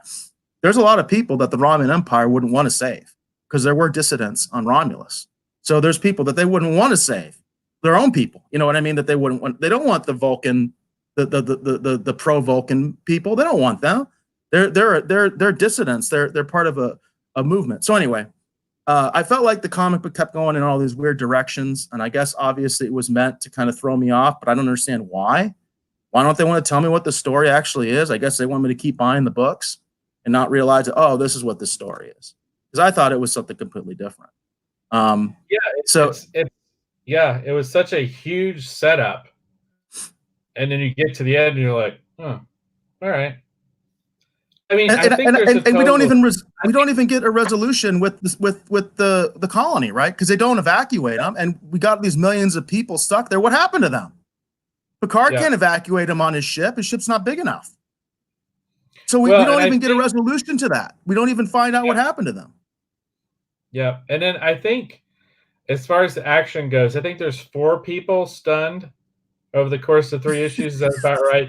Maybe it was 6. Well, they had the prison breakout. They killed a lot of people, Romulans and the natives in the prison breakout, in the second issue, But you don't see it. I guess that's the thing. It's like I was expecting, I don't know. I was just expecting a lot more for the finale. They gave us such a huge premise, and they get to the end, and it's just sort of like, well, it'll all work out. And they got a good shot of Picard in his Admiral uniform with his hands crossed behind his back, and everything's going to be fine. But we know from watching Picard, it ain't fine. No, that's the other thing is, you're right. Fine, but I guess it'll be fine. And then at the very end, they also introduced, which I'm kind of hoping maybe we'll see him in the show. They introduced a Romulan commander who was actually sympathetic and friendly with Picard. And he actually kind of rescues him at the end, because what happens is, basically we find out this is all a Tal Shiar plot, basically to destroy Picard's ship because they are idiots and they think that Picard is causing the supernova. That's basically what the story was. That was a Tal Shiar's perspective.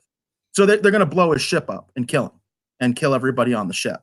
And basically cause a war between Romulus and the Federation. When they've got an impending supernova, they're going to start a war with the Federation. I mean, it's ridiculous. Right. You know what I mean? The more I think about the story, it's just like, this is ridiculous. It doesn't make any sense. But one cool thing I thought was Picard is essentially rescued by a Romulan commander that he's worked with before and evacuated another planet. Apparently, that's what I got from it, was that they had evacuated another planet together. And this guy is friendly with Picard, so he rescues him. He comes in and he intervenes and says, "Hey, Tal Shiar ship, I got more ships. I'll blow you up." You know what I mean? So back off. And it would be nice if that character shows up later, but I don't think he will. I think it's the complete throwaway.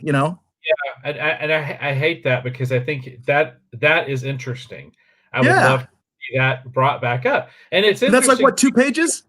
Yeah, 2 pages? yeah, and it's interesting too because literally Picard's in trouble, and so he basically calls in the Romulan Star Empire to get his back. That was the most that was that because I did think that was really cool, and so I definitely I hope they do something. I hope we get to meet this character. Maybe he's, I hope. Hey, I have been right about some stuff so far with this show. So That's true. That's true. don't just immediately nod your head no, because it's an interesting character. I It mean, is an look at interesting character, and that's why they're not going to show him. That's why he's not going to be in Picard, because he is interesting. the caretakers are on the show, so he might show up. He might.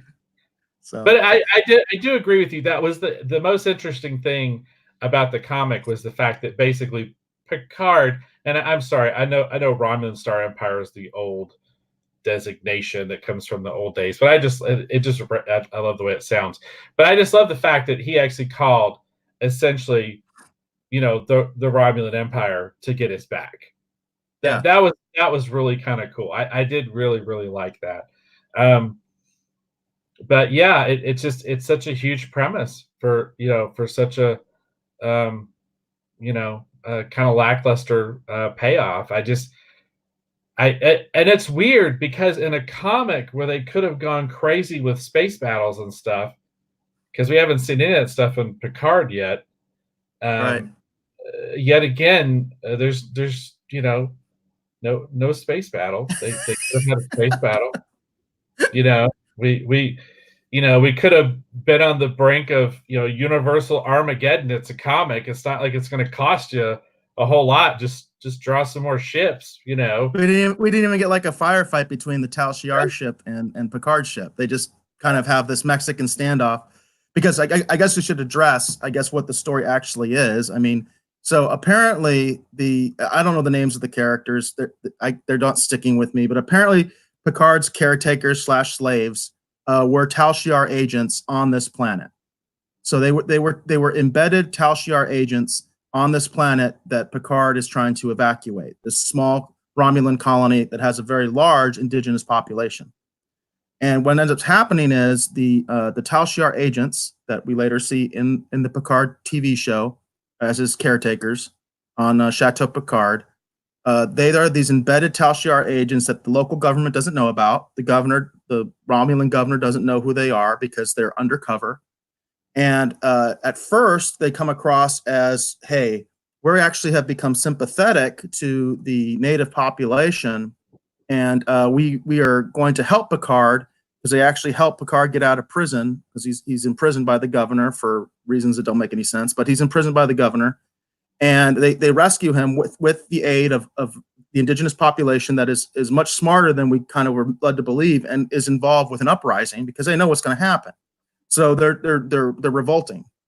And so the Tal Shiar, it seems, are helping them, helping this dissident movement on the planet. But in reality, what's happened is they're just trying to infiltrate Picard's ship, and they're going to blow him up, which is pretty much what the governor wanted to do. I think the governor didn't want to blow the ship. I think she wanted to take it. But the Tal Shiar agents, who are the caretakers in Picard, again, I'm sorry, I can't remember their names, but anybody who's watched the show knows there's 2 Romulan caretakers for Picard. Caretakers, servants, slaves, depending on your perspective. So anyway, they were Tal Shiar agents, and they were embedded on this planet, and apparently their mission was to blow up Picard's ship. That's what the Tal Shiar was doing, because apparently the Tal Shiar thought Picard was responsible for the supernova, and it's really convoluted. So they were going to blow him up and kill him. And at the very end, the female Romulan, she doesn't want to go through with the plan. The male Romulan does. He wants to blow up Picard's ship all the way up to the end, but finally is convinced at the end that, hey, this is all stupid. Why would Picard do this? You know what I mean? Why would the Federation do this? It's not really their MO. That's not really the way they operate, which you kind of would have figured the Tal Shiar would have known that from the beginning. But anyway, he has that epiphany. And now at the very end of the story, these guys have basically burnt their bridges with the Tal Shiar. So Picard basically takes them in, right? That's the story, Yeah, that's such as it is. that's pretty much the whole thing in a nutshell. I was trying to get actually not having a lot of success. Going to get the Picard episode up here on my my tablet so I could get their names. And it was weird. I had a hard time actually getting to this on Comixology too, because at one point the actual comic shop portion of it where you would buy issues and stuff was actually down for a little while today, which I thought was kind of weird. Oh, that is weird. Yeah. I wanted to pull it up so we could actually have their names. Let's see here. Yeah, it's interesting too because it starts off with a very much a perspective on Picard's life. It hits all the major beats, Inner Light, Best of Both Worlds, First Oh, Contact. I should mention that as a positive. I really like that. I really Yeah, I liked did too. and it makes me actually want to have the physical copy because I really like there's this very brief retrospective in the beginning of the comic, and I'm glad you brought that up because that was one of the things I actually enjoyed. It's total fan service done in the right way. I mean, they have like an image, like you said, from the Inner Light. There's an image of when he was, Locutus, right? When he was Borgified, assimilated. And there's a couple other images, right, from previous Star Trek episodes from Next Generation and stuff like that. So I really enjoyed that. I did enjoy that. So I'm glad you brought that up because that is one of the things I actually liked in the book. Yeah. So the gentleman's name is Zhaban. Zhaban, yeah, Zhaban, and then the I'm trying to find the lady's name. It's interesting too because they didn't do much to show us much about this other female character who's going to play an important role. She was kind of with Picard the whole time, but we didn't really learn much about her in this series. That's Raffi, right? Raffi's her name. Yeah, Raffi. Yeah, who we do get to see in the second episode we're going to be reviewing in a little bit. We do see Raffi in the flesh, but she's actually introduced in this comic book, and you find out that she was Picard's first officer, which I thought was weird because she's a lieutenant commander, and Picard is an admiral, but she's the first officer. I have a feeling that IDW people none of them have any affiliation with the Navy, Coast Guard, or any of that stuff, or have any idea how any of that stuff works. You know what I mean? Because it's like, okay, none of this makes sense, but whatever, that's fine. Okay. But she was only a lieutenant commander, but she was the first officer on Picard's ship, on his flagship. So we get a little bit on her, but nothing really other than the fact that she's very disrespectful and calls Picard JL, which I really hated, quite frankly, that she just calls him JL because, Picard has always come across as kind of for lack of a better term, he's kind of a stuffy guy, and he's a little bit pompous, but in a good way, right? He's authoritative. Yeah. He has authority, you know what I mean? And he's got age and all that kind of stuff that you don't talk to Picard like that. You know what I mean? Right. Right. But she does, and I guess that's just supposed to kind of indicate to us their relationship that they're the besties. Because literally, this is the woman that replaced Data. Literally, this is the woman that replaced Data. Yeah. So yeah. There's that. Yeah, the female Romulan, Tal Shiar agent who's the caretaker. I guess it's Lars. I want to say Lars, but I guess it's Lars. I've heard Picard say it in the show, and it's still not quite. Those names are not sticking with me at all. It's the I don't know if we can get this on screen. It's that older Romulan gentleman, and then the younger. Slightly younger Romulan lady. That's which, by the way, they didn't get their images aren't right at all. They do not look like the actors one single bit. No, not at all. Now some of them do. Like this definitely looks like the actress who plays that character on the show. Raffi, right? Raffi. Yeah, this is actually one of the best shots actually there, where you get the USS Verity and this Tal Shiar ship kind of squaring off.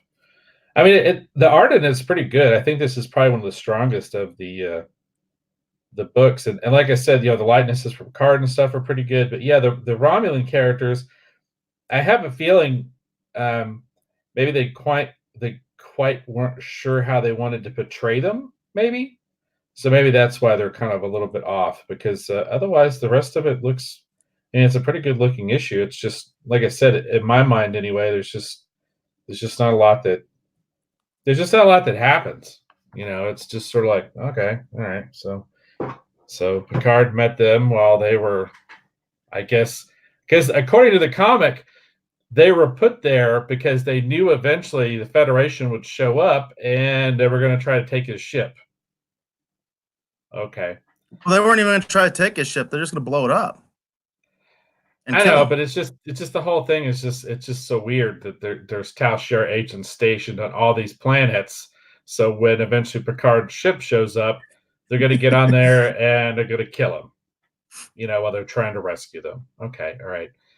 It sounds like the Tal Shiar and as well as the Romulan governor on this planet all have the same view as apparently the current head of Starfleet as we get into the next episode. Well, also apparently maybe this is to show us just how incompetent the Tal Shiar is, and that's why we need the super Tal Shiar. We'll get into that because apparently the Tal Shiar itself was a bunch of idiots. So apparently, yes, at least that's kind of what we see in this comic. So to use the Batman analogy, the League of Shadows version of the Tal Shiar, if the Tal Shiar was not shadowy enough for you, we have an even more shadowy version. I don't know. Yep. Some of this we'll get into that. We'll get into that. Oh my goodness. All right.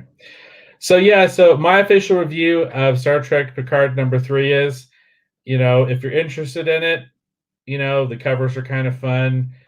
I think this is about all you're going to see of Picard in that uniform. I don't think we're ever going to see him in that uniform in the show. So if you like the idea of him, go ahead. We are. There was image that there was an image that one of the Star Trek sites. I think it was a fan site, not the official StarTrek.com. They actually showed a picture of Picard in uniform and Raffi in uniform.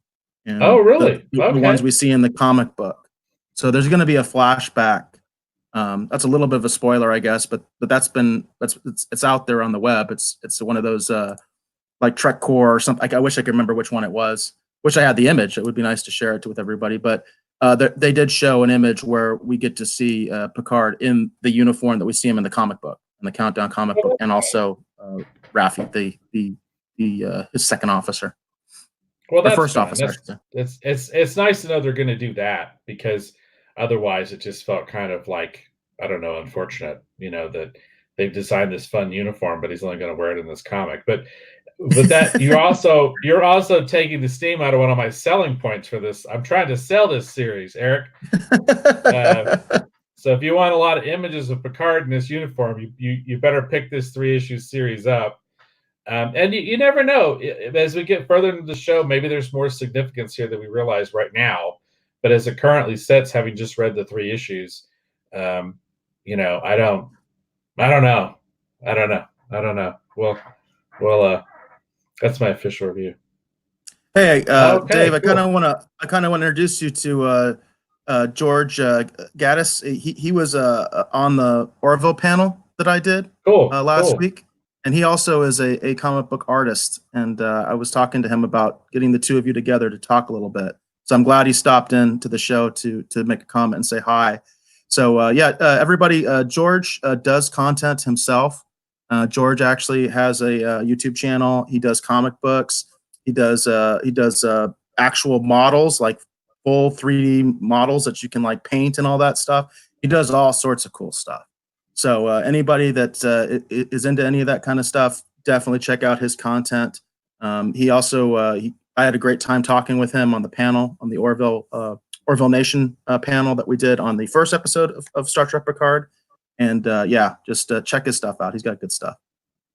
And hopefully you Dave, you and him will get a chance to talk, email or something like that. So because I know he's interested in your work as well. So. Oh, well, very cool. Well, so for commenting, so I'm gonna promote the heck out of this. Thanks for commenting, George. And again, everyone who comments during the show is entered into a drawing to possibly win this original sketch card. This is again, this art is by me. This is from Superman the Legend. This is an official Cryptozoic sketch card from that actual DC Comics release set. And you've been entered into a drawing. I would encourage anyone else who's watching the show right now, please join the conversation, comment on what we're talking about, and be entered into a drawing to possibly win an original art sketch card. The winners from last week, they were announced at the end of the last episode. Those will hopefully be going out later this week. And they'll soon be the owners of those. And I can't promise that this episode, everyone who comments will get a sketch card per se. It depends upon my mood. But last episode, everyone who commented got one. So taking the time to comment and participate in the show get you kind of fun, free stuff. So thanks for being part of the conversation, George. And we're happy to have you here on the show for however long you're here to chat with us. And he mentioned that looks nice. He likes your work, cool. And George does good work too. So that's high praise from a fellow artist there. So thank you. And then two, I'm going to plug it one more time because I'm going to plug this to death because I want people to do it. So we have a survey as well, a survey on my website at davebeatty.com. This is an original inked page. This is actually sample inks over David Finch that I did for Brightest Day, and this is an original. I do a lot of stuff digitally, but this is ink on a board. So if you go over and participate in the survey on my website, it's 7 questions. You can do it in less than a minute and a half. Just get on there. Please take part in the survey. We're going to use that information to help actually finalize some things that we're doing here with this show, as well as some additional new content. I want to create a digital magazine actually for the show. So I want to encourage everyone to go and please comment. Please go and take part in the survey, answer those 7 questions, help us determine how to put this new publication together, and then eventually, probably quarterly, you'll get the opportunity to actually read this fun magazine we'll put together. I'll show the examples later in the show. We showed them at the beginning of the show too. We'll do it again towards the end. You can see kind of some sample layout ideas. You get an idea of what the publication is going to look like. And then whether the stories are serious or tongue-in-cheek, I don't know. As people answer those questions on the survey, that's going to help us determine the direction to take it. So I want to encourage everyone, please take part in the survey and help determine the course of this new publication and shore up what we're doing here on the show. And George said, "Wow, Dave, that is sweet," in regards to the original art that you showed. So. Oh, cool. Thank you. I appreciate all the positive comments. And please take part in the survey. It doesn't take very long, and you'll be entered into that as well. And like I said, there's a whole other chat going on that no one can actually see. That's actually happening on a private watch party I started on Facebook by accident. I was trying to share this episode, and I started a watch party. So there's other people commenting on the watch party that you can't see. And whenever my screen goes dark like this, it's because I'm checking my phone and trying to comment and monitor and see what's going on over there, so that that's cool though. Know that we are paying attention to that watch party that I started sort of by accident. So but thanks for coming on and thanks for commenting, George. We greatly appreciate it. We're glad to have you here. Very cool. So is that good for the Picard Countdown #3 comic? Yeah, I just want to say that I would probably pick it up just almost for the retrospective part. I don't know what I really think about the story, to be honest. I think, I'm a physical collector, so there is that aspect of it too. Ironically, you were talking about how you really like the covers. It's probably the best art, but I wish I had the photo. I wish I had the photo covers because I think those are going to be more collectible. You know what I mean? Because those are alternate covers. So yeah. I think this is one that I would probably say, unless you're really into collecting, digital is fine. You don't need the physical copies of these books. So right. And we are, as our show goes on, I've already actually sent Eric some of the copies. There are some other things we're going to talk about. I wanted other Star Trek comics we want to review here on the show just for fun. More of those, back in the day. I can't remember the name of it because we did it on the audio only show. What was it? I forget what I was calling it now. But anyhow, we're going to revisit. Talking about the City on the Edge of Forever, the review we did. Yeah, we did that comic. one. But I think it was favorite comics from yesteryear. That's what it was. So we actually have some other Star Trek comics that Eric and I have been discussing, actually reviewing here on the show. Like I specifically want to do Star Trek: The Early Voyages, which was actually a Marvel '90s comic that actually focused on Pike, number one, and young Spock. And I do want to do those, and I have sent you some of those, Eric, and hopefully we'll be reviewing those. They're not as terribly relevant right now since it seems like Pike with CBS All Access is kind of done, which I think is unfortunate. But I'd still like to review those because I think they're kind of fun and they fill in some interesting gaps if you are curious about, Pike's, time as captain of the Enterprise. Because in Discovery, he's captain of Discovery. It doesn't count. So, yeah.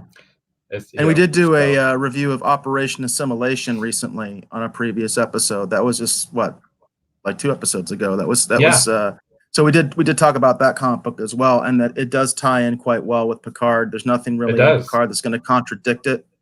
So it's a good story. I kind of recommend it. That's one I actually want to pick up physically, but it's going to probably be hard to find. But it's been out of print for a long time. But I actually would like to get that one. It has a really cool cover with the Romulan Borg. It's neat, and it definitely ties into Picard. Whether it's canon or not, it still ties into Picard. So yeah, for sure. So if that's good, I guess we will move on to our next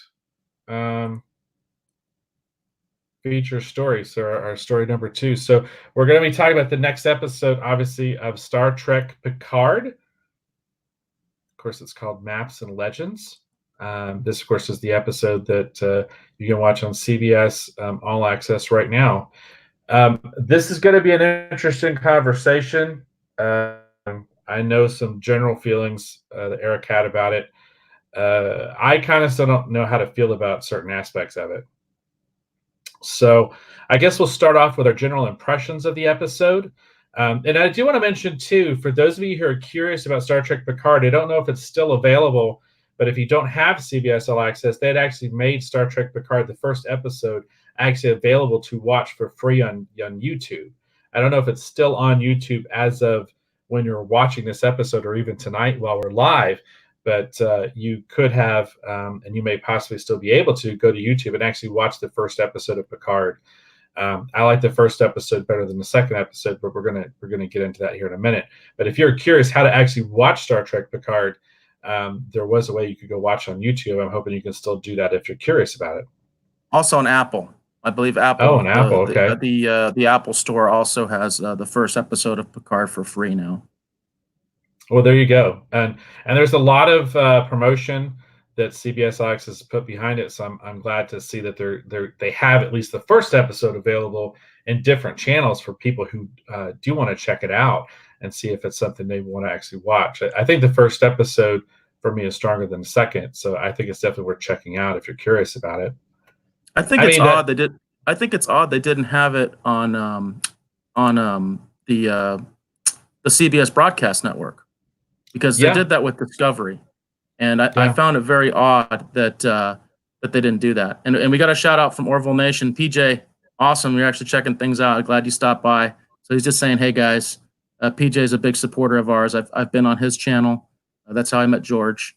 But he has great content. He doesn't just do Orville. He does stuff about Star Wars, Star Trek, all sorts of other good stuff on Orville Nation, and they're a big supporter of ours.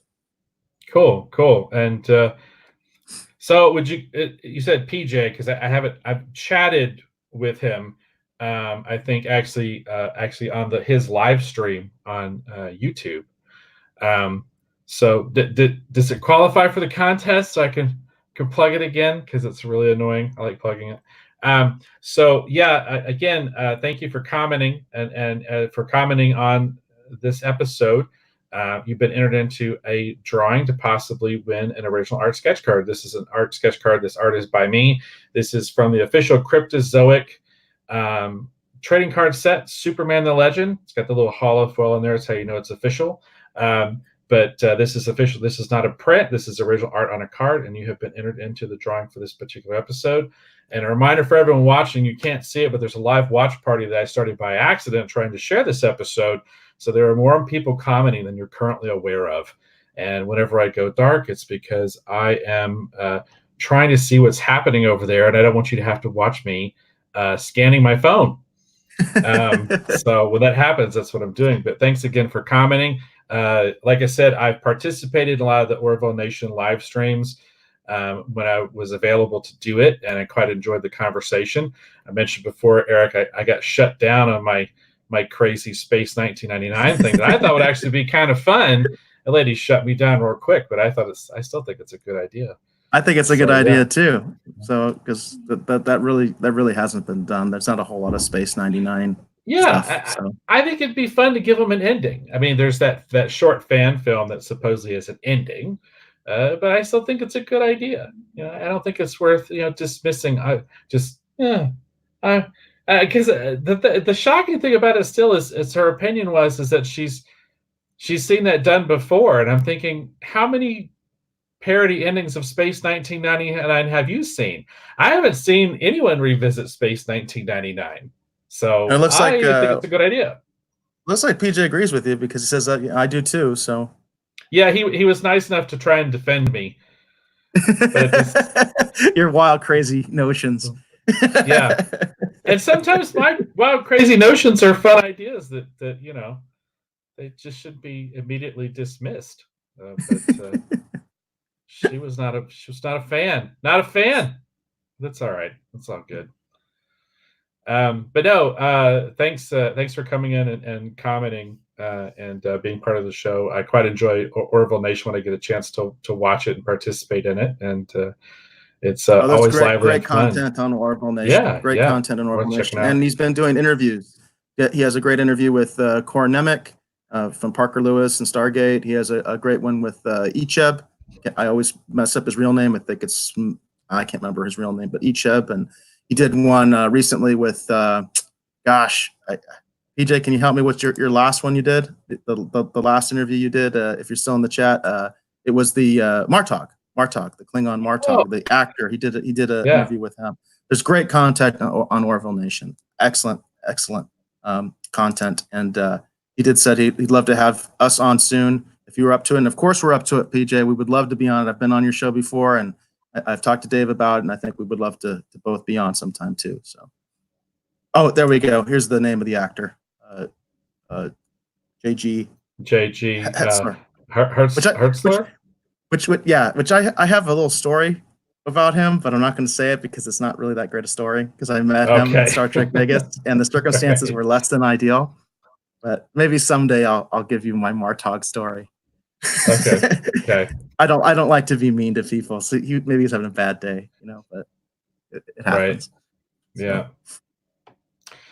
Yeah. No, yeah. I would definitely like to be on Orville Nation, and I would actually like to start doing.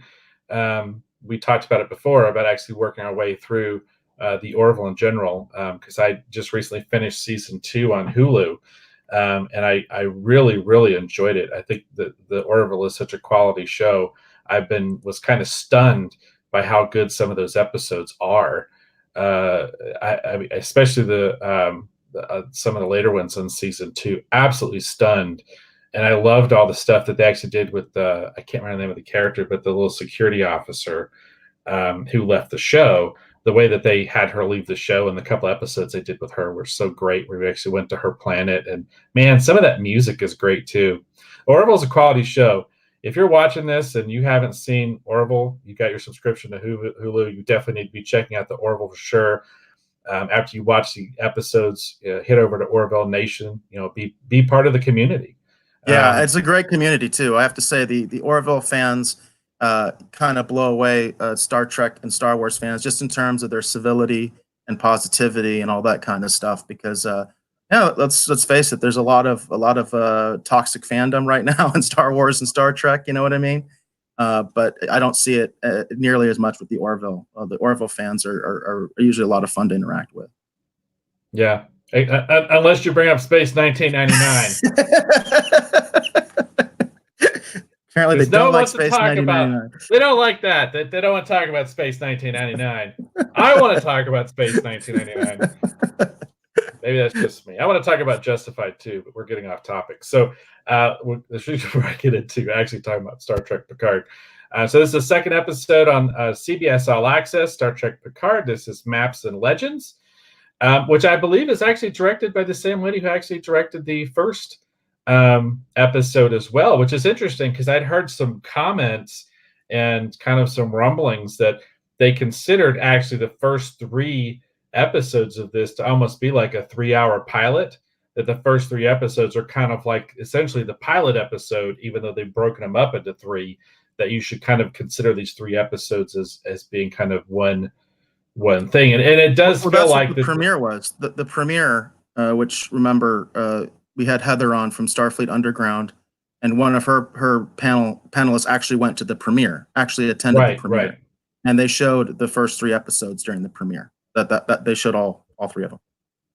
And I wonder how I'd felt about this episode if I could have immediately followed up with the 3rd episode, because I liked the first one a lot more than the second one. I'm not ready to jettison the series just yet, and I'm curious to see where they go with it. But there were kind of some shocking turn of events in this that I kind of knew was probably coming and was kind of hoping wasn't going to happen, and then it did, and I was kind of like, well, that's unfortunate, because like I said, we just talking about the Picard Countdown comic. There's a lot of people that feel like the Romulans do when it comes to Starfleet, and I almost wonder if, I'm sure it was a publishing timing error, but at the same point, I didn't like how it was kind of reinforced to hear that message delivered in a different way by someone else, because I like to believe in the hope and the possibility of something like Starfleet actually existing. People being able to pull themselves out of their mire and find the better them inside, and work together, to build a better community, So I think it's unfortunate that they don't seem to feel that way, that they feel like at the end of the day, we're all going to beat at each other's throats no matter what we do. That was definitely the downer part of this episode for me. So I guess I should start with initial impressions, and then we'll get into the spoilers. I kind of gave my initial impressions right there. I didn't like it as much as the first one. I didn't hate it. I'm not ready to jettison the series, but I found it disheartening to see what's happening with Starfleet, and I found it a little sad, because now I think, like, I know Alex said on the last episode that he wanted to join Starfleet. He almost accidentally joined Space Force. After this episode, I might just soon join Space Force. Yeah, so I can see that. I can totally see that. Yeah. This episode, I think, is a downer. I think there's no other way to put it. I don't understand. It's hard for me to understand people that really like this episode. I thought the first episode was much better than this one. I think this one is very dreary and kind of depressing. It's not what I see as the vision of Gene Roddenberry in terms of that positive vision of the future. I'll really get into this in the deep dive. These characters act way too contemporary. They act way too human. There's not a whole lot of thought to what other cultures, even on Earth, are like. You know what I mean? In terms of, it seems like everybody in this show is an American. Which is really weird. I don't understand that. I don't understand the whole, like using words like hot, to describe somebody, or you don't feel like this is the future. You feel like this is like happening kind of like right now, except with better technology, Yeah. that's kind of the way that I feel. And what that does, I talked about this on our review of the previous episode, like when we had the scene with Dodge and her boyfriend, and they were saying things like "dude" and "cool," and so early in the episode, it took me out of Star Trek for a while. Like I didn't feel like I was watching Star Trek. I felt like I was just watching Friends, or Right. watching like Seinfeld or something. You know what I mean? Right. It takes me out of the world, and I hate that. I hate that when they take me out of the world, because for me, science fiction is absolutely about escapism. Science fiction is absolutely about escapism. So I want to be in that world. I always say this. I am a big lore guy. I am a big world building guy. That's what makes me like things like Star Wars and Star Trek, Battlestar Galactica, Buck Rogers. It's not just the episodes themselves or whatever it is that I see. It's the worlds that I can create in my own head based on certain principles and rules that are established on the show. And that for me is almost more fun than watching the show. It's just kind of thinking the different possibilities, or what this, what if that. But when you kind of throw all the rules out the door, you can't do that anymore, because you're not into that world anymore. You get sucked out. We have a comment from the chat. It says modern day lingo ruins it, and I agree. I think modern day lingo is destroying Star Trek, and I don't understand the reason for it. Yeah, he says it breaks the immersion, and I agree with you 100%, Bobby. It breaks the immersion because you are no longer in that world. You're sucked out of it, and I hate it. I absolutely hate it. Now, do I hate this episode? Hate's always a strong word, right? Man, I'm pretty close to hating this episode. I'm pretty close, I'm pretty close to hating this episode. I'm trying to think of, and as we talk into more of the deep dive and the spoilers and stuff like that, I think hopefully I can find something redeeming in it. But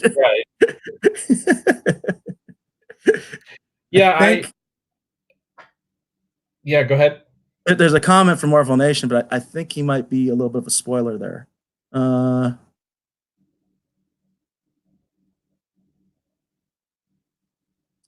Yeah. Actually, I'm not sure if I quite understand the question. So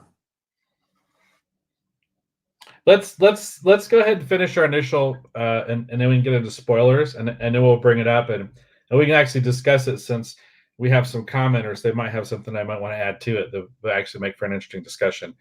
Yeah, and I would like a little bit of elaboration, PJ, on your comment, because I'm not sure I quite. Do you follow it? Are you reading it? Yeah. I'm not sure I quite understand the question or the point. I think what he's. No, you're good. No, I actually, PJ, I want you to elaborate on your question, because I'm not quite. I don't think I quite understand it. I follow what he's saying, but I think. Oh, you do? Okay. All right. You should wait to get into more spoilery kind of conversation. It's good. It's good. You're good. We're going to get into it here in just a second. So you're saying you're hoping you could find something in the episode maybe over time. As we talk about it, I'm hoping something redeeming will come out. There's some stuff I like about this episode, but just the downer aspects of it is just sort of like I said, I think as a middle act in a 3-part story, maybe I'd feel differently about it, but you by the time you reach the end of this episode, I'm personally so saddened by what's going on with Starfleet and essentially the Federation to one extent or another. And I do think your theory is right, Eric. I think that Picard is going to show us why we find the Federation in the state that it's in Discovery Season 3. Oh, it's clearly setting that up. Especially this episode. This episode basically tells you what happened. I mean, the rot is there. The rot is bad. I mean, there's huge rot in Starfleet right now. Corruption, incompetence. You know what I mean? Everything you can think of, bad, is happening with Starfleet right now. And we're going to get into that in the deep dive, because I'm going to bring up specific points that really pissed me off. But yeah, like I said, I'm into watch Picard. I'm one of those people. I did not hate Discovery. I felt like Season 2 is better than Season 1. And I would really love to see a Pike show. that's what I'd love to see, even if it's a like a 2-hour TV movie or miniseries about CBS All Access. It makes sense to me to do that. But no, like I said, I didn't hate this episode, but I just personally just found it to be a bit of a downer. I'm hoping there's some more interesting things in obviously the next episode. I'm hoping it'll redeem itself a little bit. So I think that's probably pretty good for our initial. And I do want to point this one other thing out. There was a lot of interesting and good action scenes in the first episode. I don't think there was one in this one, was there? I don't think there was one interesting like action sequence in this entire episode, was there? I don't think that there's nothing and that's the point I want to bring up about this episode. It wasn't terribly memorable. I had a harder time. Well, I just watched it before coming on. I watched it when it first came out. And boy, if we had done the review when I was first watching it, early Thursday morning. You were not in a good mood. Oh man, I would be. This show would just be expletives, and you know what I mean. Like it wouldn't even be a show, But watching it again, it kind of softened the blow, and I wasn't as upset, as when the first time I watched it. But you're right. I mean, I just watched it and I can't remember. But the thing is, there's obviously not any memorable action scenes in this one, whereas in the other one there were two really good action scenes in the first episode, right? With Dodge. But there was nothing in this. You know what I mean? There was no cool, anything. You know what I mean, as far as action or anything like that. Well, and Orville Nation does bring up a good point that there was the CSI Picard moment. But yeah, I didn't find this episode to be terribly memorable. The only scene I really remember is the confrontation with I think it was the CNC, the head of Starfleet, between Picard and that was that you cannot describe that as an action scene. That's just no. I'm just saying dramatic scene, but there's no action. I mean, we didn't see any fights. We didn't see anything like that. There were no phasers being fired in the beginning. Okay, in the very beginning. So. Right. There is that, and we will address that right off the bat because I have a lot to say about that. And all I'm saying is that I'm not saying that was a memorable action scene. I'm just saying that's the only memorable moment from this episode. It sticks with me because I found it to be kind of shocking to see, how Starfleet looked. Because I get that you want to reflect real world stuff that's going on, and I know that. We find ourselves in a questionable time, depending upon where you fall politically on the spectrum. So I get that, and I understand that we want to reflect that, but I just wished, like Erica said before, they'd found a different way to do it than to use Starfleet. Like I hate the idea that we have to tear down, Starfleet in order to say something about what's happening today. In a sense, kind of like Bobby Chambers mentioned earlier, that also breaks the immersion too. When there's too much of the current political state being reflected, you add in and then you have the modern lingo in that moment, and the whole thing is just sort of, you realize you're watching, a show. You realize that's, and you're questioning, depending upon how you fall politically, you're questioning what you're hearing.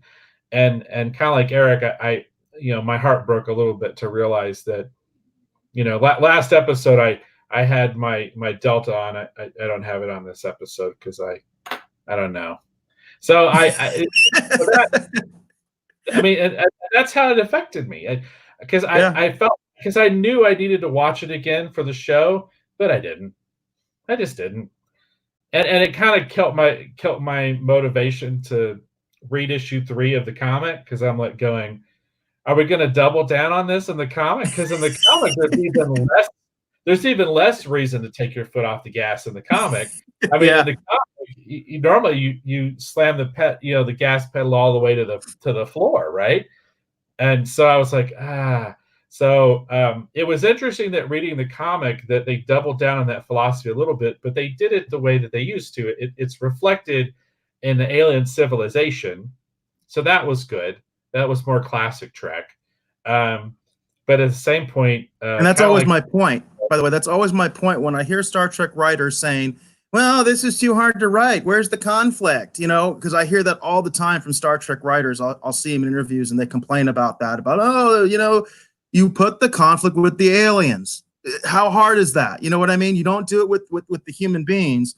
You show all those bad elements of humanity through the aliens, not through the humans. I don't understand why that's such a difficult concept. You know, or it's so hard to write that. Because to me, it totally makes sense. And I can totally understand that. And then you can go down all sorts of avenues with these other civilizations, with the Romulans, with the Klingons, with the Ferengi. You know what I mean? That's what they were for. They were to show dark elements of ourselves, you know? But the idea was that the humans are doing pretty good. You know, the humans they're evolved. They're supposed to be better than the modern human being. Yeah, it's that idea that we found a way to pull ourselves out of the mire and the pettiness and war and everything, and basically lift everyone up so that society as a whole is not only more unified, but at the same point all about not just bettering ourselves, but actually, reaching out, and finding other civilizations, learning from them, and using that to, improve upon ourselves. And it's such a beautiful way to think about the future, and that's one of the things I've always loved about Star Trek is that idea, in Star Trek Picard's timeline, even though they have the more advanced technology, I would not want to serve on a Federation starship in this time frame. I wouldn't at all. As we keep moving forward, I keep finding myself in the same place. It's like I'd rather serve aboard the original Enterprise. I'd rather be a part of Starfleet. During the time of Kirk and Spock in the original 5-year mission. And they weren't all totally simpatico there either, but at least that cohesive vision, that idea of what Starfleet represents. I love having something noble to strive for, having something noble to strive towards, something bigger and larger than yourself, that in trying to attain that idea, you want to help others and be a better person. I really love that idea. And I'm glad that the Orville has taken up that idea, and that classic Trek vision does live on somewhere. Just not in Star Trek right now. Well, it's funny, that idea still exists in Red Skirts. The webcomic series I do with Al Sparrow. I mean, it's part of the reason that Trek has endured. I know a lot of people don't like Enterprise for a lot of different reasons, but at least sometimes that idea is still there. You know what I mean? Like I hate that we have to tear Starfleet down, to create a great, dramatic sci-fi series. I think you could have still done it without tearing Starfleet down. Since Picard is not even serving in Starfleet and going to be part of a ragtag group off in space, I don't even see where you had to do it at all. Starfleet can sit over here doing its thing, and Picard can go off and have his mission. I was kind of secretly hoping that's what they were going to do, but now I realize that, that's not the case. So, but yeah. So I guess, is that good for our initial impressions, or are we already talking? I think so. Yeah, I think we need to get into this. All right. Okay. So now we're going to get into our spoiler-filled part of the conversation. The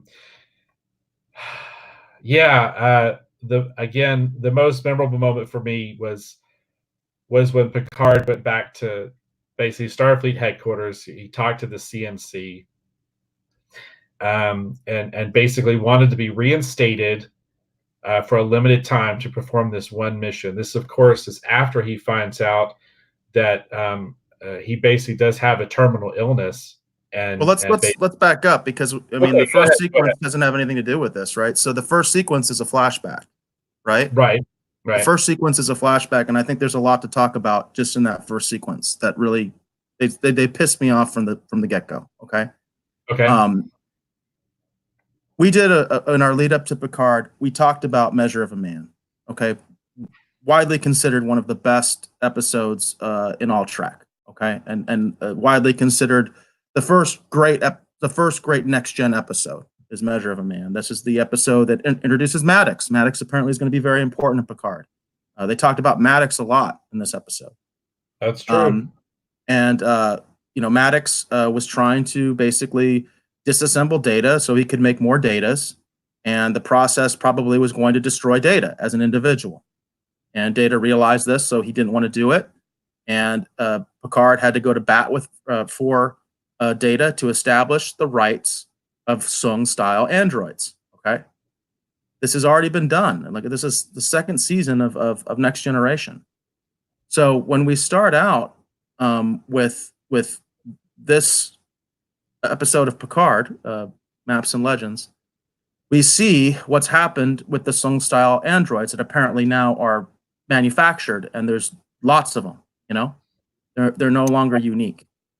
They even look like Data. They even have the yellowish skin and everything like that. And they're treated like property, like possessions, like machines. They are not treated as like individuals. And the supervisors, the human supervisors, were just terrible. I mean, they're like the kind of worst, catcalling construction workers you see today. The way they treated the androids and the way they regarded them. Right. There was nothing enlightened about them. It was so anti-Trek, and you can kind of see, okay, so you're kind of sitting there like, okay, so did the synths revolt because they were treated so poorly? Is that the reason they revolted? Of course, that's not apparently what happened. Apparently what happened was they were hacked, which I did kind of like.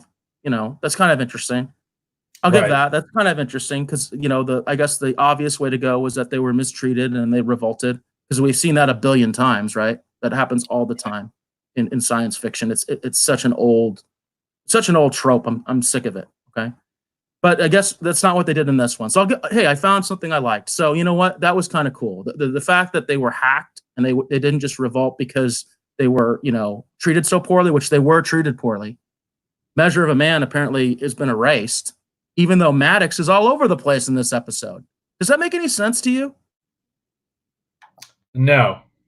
I mean, Maddox is all over this episode. It's like, didn't you guys watch Measure of a Man? You're talking about Maddox all the time, but it seems like you completely ignored and forgot the lesson of that episode, which is that the Sung-style aliens or androids are people. That was already legally established. They can't be treated like that. And if they are treated like that, then that's wrong, right? So, my little rant, Orville Nation says, Eric Hulk, Kurtzman, you wouldn't want to see me when I'm angry. Yes, Kurtzman would not want to see me when I'm angry. I don't like what Kurtzman is doing with Star Trek at all. I think you can see that there's a lack of leadership in Trek right now. Same as the criticisms I have of Star Wars. There's a lack of leadership. There's a clear lack of leadership, a clear lack of direction. And like I said, it just boggles my mind that Maddox, who only appeared in one episode, Measure of a Man, he's talked about in a couple other episodes. He's only in one episode of TNG, and it's considered one of the best episodes. And it's like they completely lost the point of that episode. Now Maddox is just some sort of, I guess, crazy mad scientist who's been experimenting on the synths, the synths, now that they call them the androids, and all the lessons learned in Measure of a Man, that these are individuals, that they have to be treated with respect, that just all got tossed out the window. And these humans, those human workers were just, I mean, like I said, it's like the worst modern construction worker stereotype was those people. This is supposed to be the future. That's the future. That's the way people are going to be. And they even said that basically they're like the supervisors, the skeleton crew, because the androids are doing all the work. These guys are like in charge of the androids. You know, they're the humans overseeing the androids, and they're complete unevolved apes. You know, they're completely unevolved apes. The way that they talk, the way that they interact with the synths, the way they treat that synth, like he's a toaster, right? That was the argument in Measure of a Man. Is Data essentially a toaster? They said no, he's not. So it really, right off the bat, it upset me that it seems like they just completely forgot the important part of Measure of a Man. Like the actual important part of the episode was just tossed away. Doesn't exist anymore.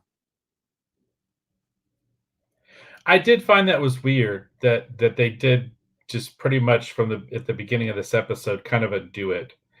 I did, weirdly enough, enjoy seeing the kind of Data like sung androids, because I like the idea that Data lives on in some form or some idea. But I did think it was unfortunate that it does appear as though they were basically, in sort of a form of slavery. And that they're housed in this room where they're just kind of turned on. And it kind of goes back again to that idea about reflecting, current events in Trek, because, we're headed to that place where maybe in our, soon future, we're going to have, robots that are part of our society. We're seeing, advances in robotics continuing to evolve. And there may eventually be that time where man and machine do interact in a more level that we as humans think of that interaction would be, as opposed to the way that we currently interact with machines, like right now, where I'm talking into it, So, but that's already changing. I mean, I have a Alexa. You know what I mean? I talk to that thing all the time. You know what I mean? And I'm not a jerk to it. My mom is kind of funny because I got her an Alexa for Christmas, for Christmas. And it's funny because she says things like please and thank you and stuff like that to Alexa. So it's like, my modern day mother is more evolved than those apes in that episode. I do want to bring out a comment from Marvel Nation because he makes an interesting point. He says, granted, the synths may not be as evolved as Data, and I could see that. I mean, I don't think that synth was at Data's level. He was kind of more like at B-Force level, right? I would say. Right, but right? I'm just saying, I enjoyed visually seeing the idea of Data continuing to live on in a form in which we could kind of recognize. But from the original trailer, I thought what had happened is they were trying to create, just like Maddox had said, recreate kind of the magic alchemy that created Data in order for every starship to have someone like Data who could be a part of their crew because of the benefit they would bring to the crew, to themselves, to Starfleet in general. Not necessarily enslaving them. I wanted to believe in the more higher idea of Maddox as opposed to the lower idea of what Maddox was trying to do. But that idea, I thought that's in the trailer. That's what we were seeing, is that these were the versions that Starfleet had created that maybe Maddox had helped, create, but they were in storage because kind of like before, they never really worked right. So they're just kind of like in a storage closet because they don't know what else to do with them. To see them trotted out to basically do slave labor, on the shipping yards or whatever, the shipyards, I was kind of dismayed at that. And to get back to that one action sequence, we did see the synths wipe all those people out. I'd kind of forgotten about that because I guess I didn't. And then they wiped themselves out, apparently. Yeah, committed suicide. So I don't know if that's so we don't have to see them again. Right. We're not going to revisit them, because when they first started talking about the rogue synths, like when we were reviewing Children of Mars, the short trek, I thought that they were essentially sentient, and maybe they were, for some reason, saw the Federation as a threat, or maybe they had been co-opted with the Borg, or maybe they were in league with the Borg, or maybe they had discovered lore, and through lore, you know what I mean? Like, I thought there was something more going on, and they were like their own evolved kind of race of beings. So when they said, I thought we were going to. I thought we were getting a new faction. I thought that we were going to have like a rogue faction, and I thought that was fascinating. Apparently, nope, they all killed themselves, and no, that's not what happened. And so we're obviously not going to, probably be revisiting them. And I thought it was weird too, like the idea that's put forth in the show that the super shadowy Tal Shiar, the super Tal Shiar, whatever we're going to call them. I know they have a name, but I'm not going to use it. But now the super shadowy Tal Shiar, that this is all because they hate the idea of artificial life forms. So they hack the artificial life forms. We need to get there because I have a lot to say about that whole thing. I have a lot. Yeah. So I just want to make sure that we kind of went through the. I'm ready to just go for the throat. So why don't you drive the crazy train? So. Well, I just want to make sure we hit the beats of the story. You know what I mean? As they occur on screen. So that happens. We find out what happened on Utopia Punisha. Apparently, the synths were hacked into, and then they turned the defenses of the planet on itself and killed everybody, including themselves. They wiped themselves out as well. And this was, of course, the place where they were building the rescue fleet that's also shown in the Countdown comic book. This is where, we don't know, Geordi supposedly was there, according to the comic book, but we didn't get to see that in this episode. That wasn't addressed at all. And it wasn't addressed in the comic book, which really irritates me because they could have addressed it in the comic book.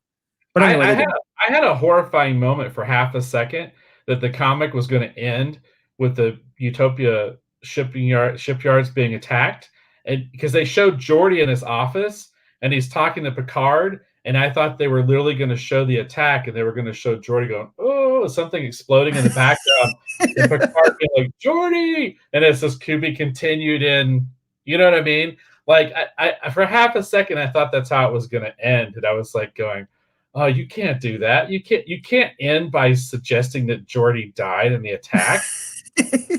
but I will say they didn't. So I will say that is addressed in the show, though. We just don't know if Geordi was present during the attack or not. But there's evidence in the show that says he survived the attack. We'll get to that. So after that scene, we obviously have what you were talking about earlier, where Picard basically comes to the conclusion that he has to get back into Starfleet. Right? He decides that he has to get back into Starfleet because he needs a ship. He wants to investigate what's going on because he knows something weird's going on. He wants to find Maddox. He wants to know, obviously he wants to find Dodge's sister. And so as he's kind of putting this together, as PJ said from Orville Nation about this is the Picard CSI part where he's starting to try to put everything together. He comes to the conclusion that he needs to rejoin Starfleet. He needs to go back to Starfleet, and he needs to get a small ship, small crew, and investigate what's going on, which makes sense. I'm with the story there. That okay. So he once he pieces this all together, he thinks, all right, I need to get back into Starfleet. The first step in that is he has to have a physical. He has to be shown that he is fit to be back out in space, back in the service of Starfleet. So one thing that a lot of fans, I think, have been confused about, and definitely I think this could be significant, is why didn't he call Beverly?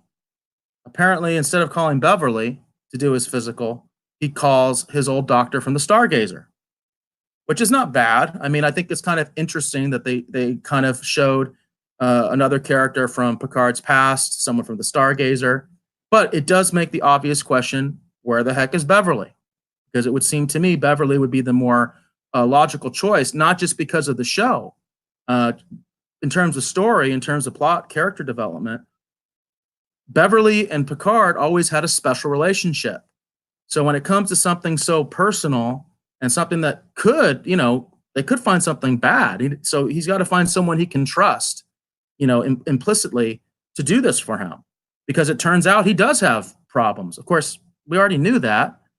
We know that from the way Next Generation ended, all good things. We know that Picard has some sort of a dementia some sort of version of Alzheimer's that he hasn't necessarily really experienced yet, although apparently he's in the early stages of that. So I thought that was odd too. It's like, so they're like, is this supposed to be like a big revelation that Picard is sick? Because anybody who saw Next Gen, All Good Things, knows that Picard has this problem. I can't remember what the disease is called, but we knew that already. And so they just kind of reemphasized that like it was like some sort of big reveal. It's like, okay, yeah, I already knew that. So move on, you know? So of course, and they dance around it too. Like they don't even use the term, you know, the name, because he was already diagnosed from this with Beverly. So I found that odd. But in terms of the story, and in terms of, I know a lot of fans are wondering, where the hell is Beverly? Oh, hey, PJ has an answer for us. I like this. So he says Gates McFadden was having surgery during the filming. So she could not participate even if they wanted to. So thank you, PJ. Thank you for that insight, because that answers a big question there, because a lot of fans have been wondering, why wasn't that Beverly? Why didn't Beverly show up and do the physical and go through this whole thing? Because she already diagnosed the problem. She diagnosed the problem in All Good Things, that Picard does have some sort of dementia. And apparently he's just now starting to experience the first symptoms of it, right? The dreams are apparently part of it, you know. So he's starting to get the Alzheimer's, for lack of a better term. It's starting to get the onset of it, right? Right. But we already knew that. Anybody who watched the show already knew that. That wasn't a big reveal. But I really appreciate that insight about McFadden having surgery, because that it does answer that question of, because it seems like an obvious choice. Why not bring Gates in to do that role, you know, to be that person? So he basically, even though he has this problem, they're basically going to hide it, and he gets the okay on the physical, because everything else is good. Physically, everything else is good. Picard is fit for service.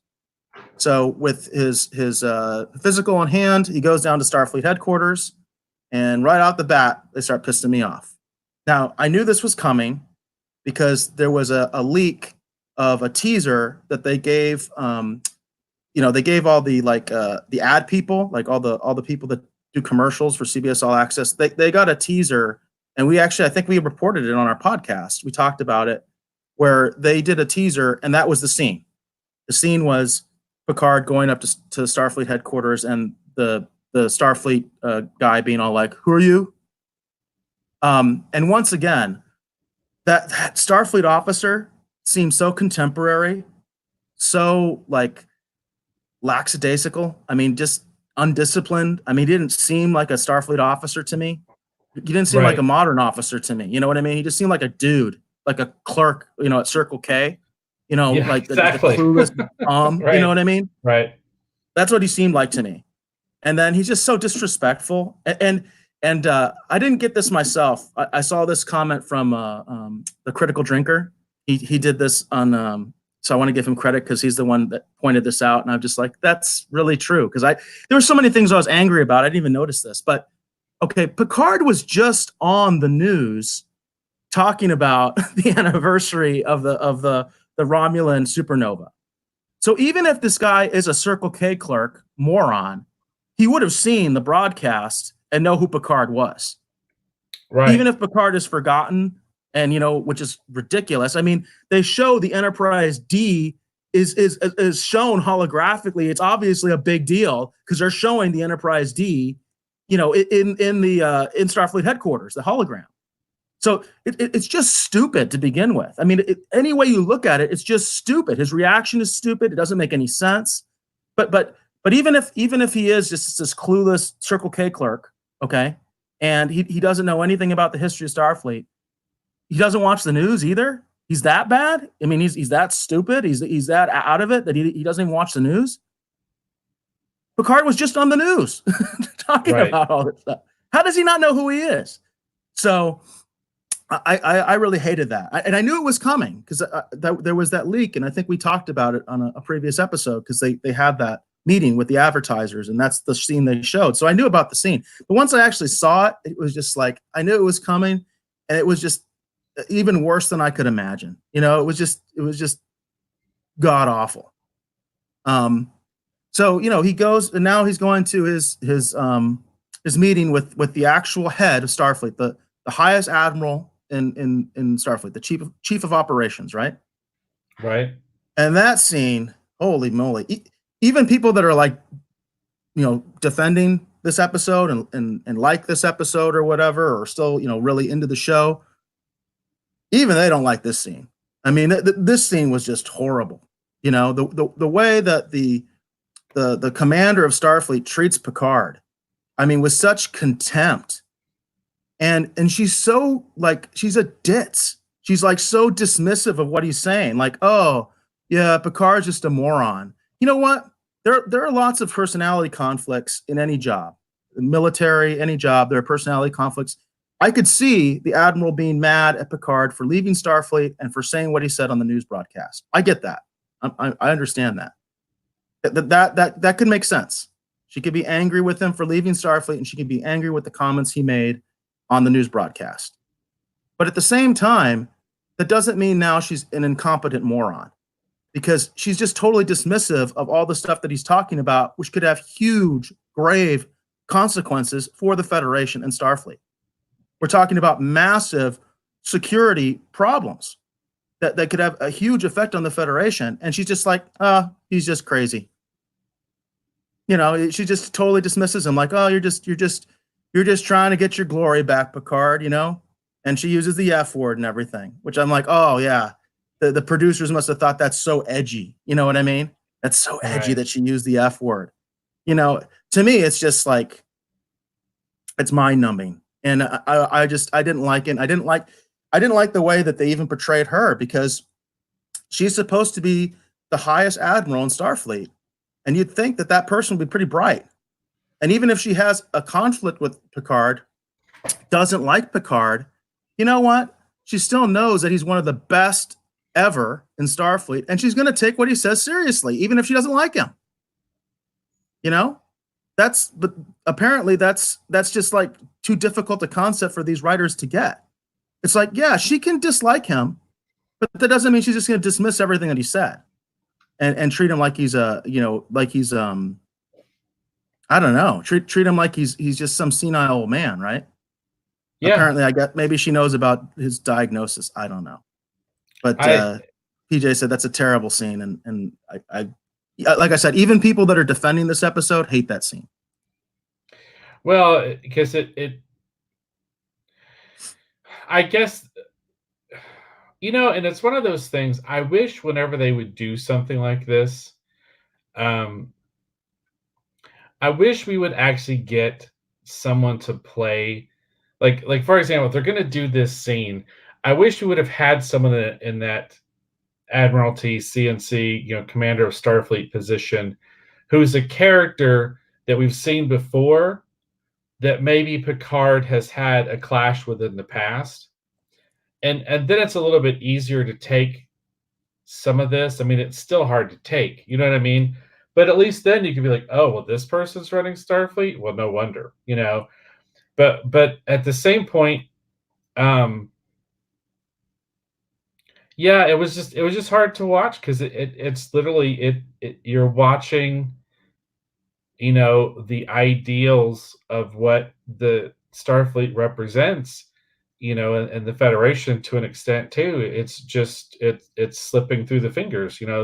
They're kind of writing off Starfleet as this noble idea that could never really be, and that's kind of what's coming across in that scene. And it's shocking too to think that someone could be that dismissive of Picard, that we haven't, because if it was a character that Picard had interacted with before in the past, like it's a fun cameo. But more than that, if it's a character that he clashed with in the past, it's easy to understand that there's bad blood between the two of them. So when she kind of tears into him a little bit, if it was someone else, coming from someone else, it'd be a little bit easier to take. It's like, oh, well, that dude was always a dick. You know what I mean? No wonder things are like this. They've got the wrong person. You know what I mean? It's easier for you as a fan, you know what I mean, to kind of maybe not immediately go, oh, well, this is all doomed. But when it's a character that we really have no connection from before, who's basically being this dismissive of literally, as far as Starfleet is concerned, a living legend, because that's what Captain Picard and the successes of the Enterprise in his time as in command is. I mean, he's like a living legend. That would be like watching what was it they used to call Admiral Nagura in the motion picture era. It would. I mean, could you imagine watching this scene with Kirk, like someone talking to Kirk like that? Oh, Kirk would have just punched her. Yeah, exactly. It would never have happened. Kirk And would have that was smacked her. You know what I mean? when I was watching that scene, that's all I could think of. Is like, no one would ever talk this way to Kirk. Why is someone talking this way to Picard? I mean, it's like it would be like, telling George Washington, you're full of it. I mean, it's, as in Star Trek terms anyway. You know what I mean? It's such a hard thing to watch. And like I said, it just, the fact that it's a character that we have no connection with or no past history with too makes it even harsher. Because, like, if it was someone that we'd seen before that Picard had, for example, the lady, I can't remember her name.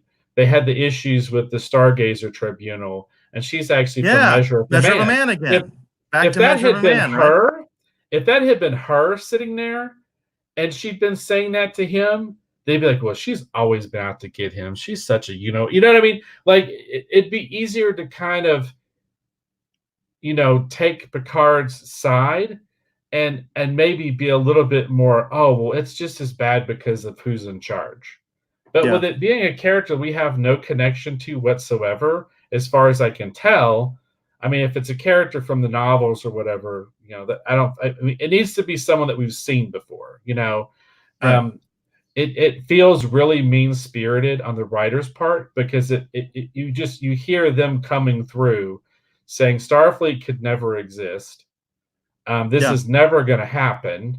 So let's move on. And I hate the idea of throwing away what Starfleet represents. I'd like to believe that maybe as a people we can one day be better, than the sum of our conflict and our petty differences. I'd like to think that. Well, think of it this way: if Colin Powell went to the current chairman of the Joint Chiefs and told him that he had evidence, or he had some sort of dealing with some sort of a conspiracy involving, say, Al Qaeda or even the Russians or whatever, even if they have bad blood, even if they didn't like each other, you know what I mean? He's going to listen to him. Yeah. And he's going to take the accusation seriously. That's the real problem I have with it too. You know what I mean? It's like, it's one thing, okay, maybe they have bad blood, but to be so dismissive, of what he's saying when he's making some he's making some accusations that are very serious. And didn't he just have an interview with the press where he said something that she didn't like? And couldn't he just go do that again? Yeah. Couldn't he just go to the press and tell them what happened and what's going on, and that Starfleet doesn't want to do anything about it?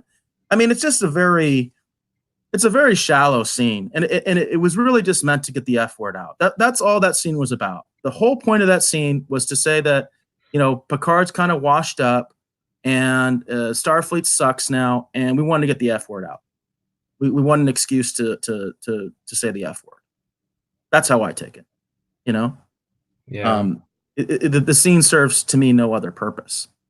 But advancing the episode past that, of course, now Picard realizes he can't get back into Starfleet. That wall is, that door has closed. So now he has to figure out what to do. And so he's talking to his servant. He talks to his caretakers, and the first thing they do, which I liked, was the male says, "Hey, why don't you get your old crew together? Worf, Geordi, Riker, they'll help you. They're your best friends, right?" Right. And then he just dismisses it. He just says, "Oh, I don't want to live with that, because they would be sacrificing. What something bad happens?" It's like, what? So wait, so you're basically, it's kind of funny. So the conclusion they come to is like, basically he has to find people who hate him, which I'm just like, Okay, so you're basically saying whatever this new crew is, you don't give a crap about them.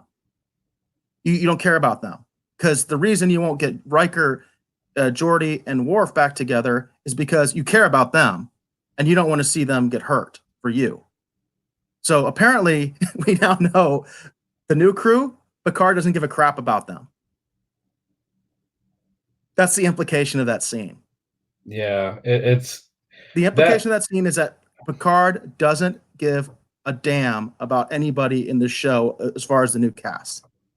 Yeah, that's true. Which is, I think that's the way we're all going to be, right? That's the way I take it. It would have made more sense if Picard just hired a crew, and it was like the Firefly scenario, and he's just chartered, kind of like Obi-Wan and Luke. He just charters a space flight, and they just happen to get stuck on this journey with him, and then you have all kinds of drama. I mean, because clearly that's what you're doing. You're just taking Picard and sticking him on the Firefly, and because they're adventurers and they won't shy from a fight or doing what's right when they see something wrong happening, you know what I mean? Like it's that and that idea sounds fun, but the fact that Picard has a connection to all of them, it does seem mean spirited. It does seem like he's like, well, these people are expendable, so we'll go Star Trekking with them. Right. That's what he said. The guy even says, you need to find people you hate or hate you or something like that is the line that he says. Yeah. Which I thought was kind of funny, but I'm also like, wait a second. That means Picard doesn't give a crap about any of these people. That reasoning is very poor because it basically, like I said, it implies that Picard does not care about the new characters. So why should we? Why should we care about them? And to go back to the Countdown comic, when the character said that, and then he went to go see this Raffi character, because we hadn't read the third issue yet, I thought, oh, well, maybe in the Countdown comic, we'll learn why her and Picard clearly have issues. We'll learn why, but we don't. We don't at all. The cat, as far as we can tell, they're totally simpatico at the end of the Countdown comic. Right. So I don't know why she just shoot him. Yeah, right? He actually pulls a gun on him. I mean, come on, Yeah. So this is the person that calls him JL in the comic book. Right. That's a terrible tie-in. You know what I mean? As far as it doesn't make any sense. Yeah. So I assume obviously we're going to learn more about why she hates him or what the falling out was. But I mean, she's pulling a gun on the guy. When he's coming up with a bottle of Chateau Picard, obviously kind of make amends, and apparently that's the selling point is the wine, because she realizes, oh, he's got the wine with him, so I'll have him come and talk to me. But I do want to back up just a little bit because clearly they did say Geordi's name, so obviously Geordi's still alive, because they said otherwise they would have said, well, Geordi's dead, so he can't help me. Yeah. So Geordi obviously is alive. Worf is obviously alive. We know Riker is alive because we know he's going to be in another episode. We know Troy is alive. But interestingly enough, going back to Beverly, we still don't know her fate because they didn't mention her name. Right. And that has some fans speculating that she is dead, that they killed her off screen, which would be really bad. If they killed her off screen, that's going to be really bad. But I don't know if that's the case. I'm not claiming inside knowledge or anything like that, but they did not mention her name. So it does have a lot of fans worried that Beverly is dead. And it would make, honestly, it would make a lot of sense if Beverly was dead, because if Beverly was alive, it seems very difficult for me to believe that she would not be involved in this process somewhere. Because again, Beverly and Picard had a very special relationship that goes beyond captain and doctor. They were good friends. Picard was in love with her. In all good things, apparently they had been married. And we don't know yet if that was the case in this timeline or not. If Picard and Beverly were married, divorced. I mean, that could explain it. If they were divorced and they're not on good terms, that happens. Right. Right. The other scenario that I thought about was if they maybe did go with all good things in terms that Beverly is still in Starfleet. Maybe she's just not on the planet and she's on a mission somewhere, so she's not accessible. I could see that. Because it seems to me that it would seem strange to me if they would jettison the whole idea of Beverly eventually having her own command and all that kind of stuff. So that's another possibility, I guess, is that maybe she's just not accessible because she's on a deep space mission or whatever, you know. But it does have some fans worried because they specifically did not mention her name. Yeah, I'm curious because I like the idea of her being the captain of the Pasteur, you know, and I guess in my mind I still haven't given up on the idea that, you know, we will still see good elements of Starfleet at some point over the course of the show. They can't all be evil. I know that's grasping at straws. We need to keep going with this episode because apparently they are. No, I understand that. I understand that I am, you know, grasping at straws, but I still like the idea, you know, that, you know, maybe, you know, because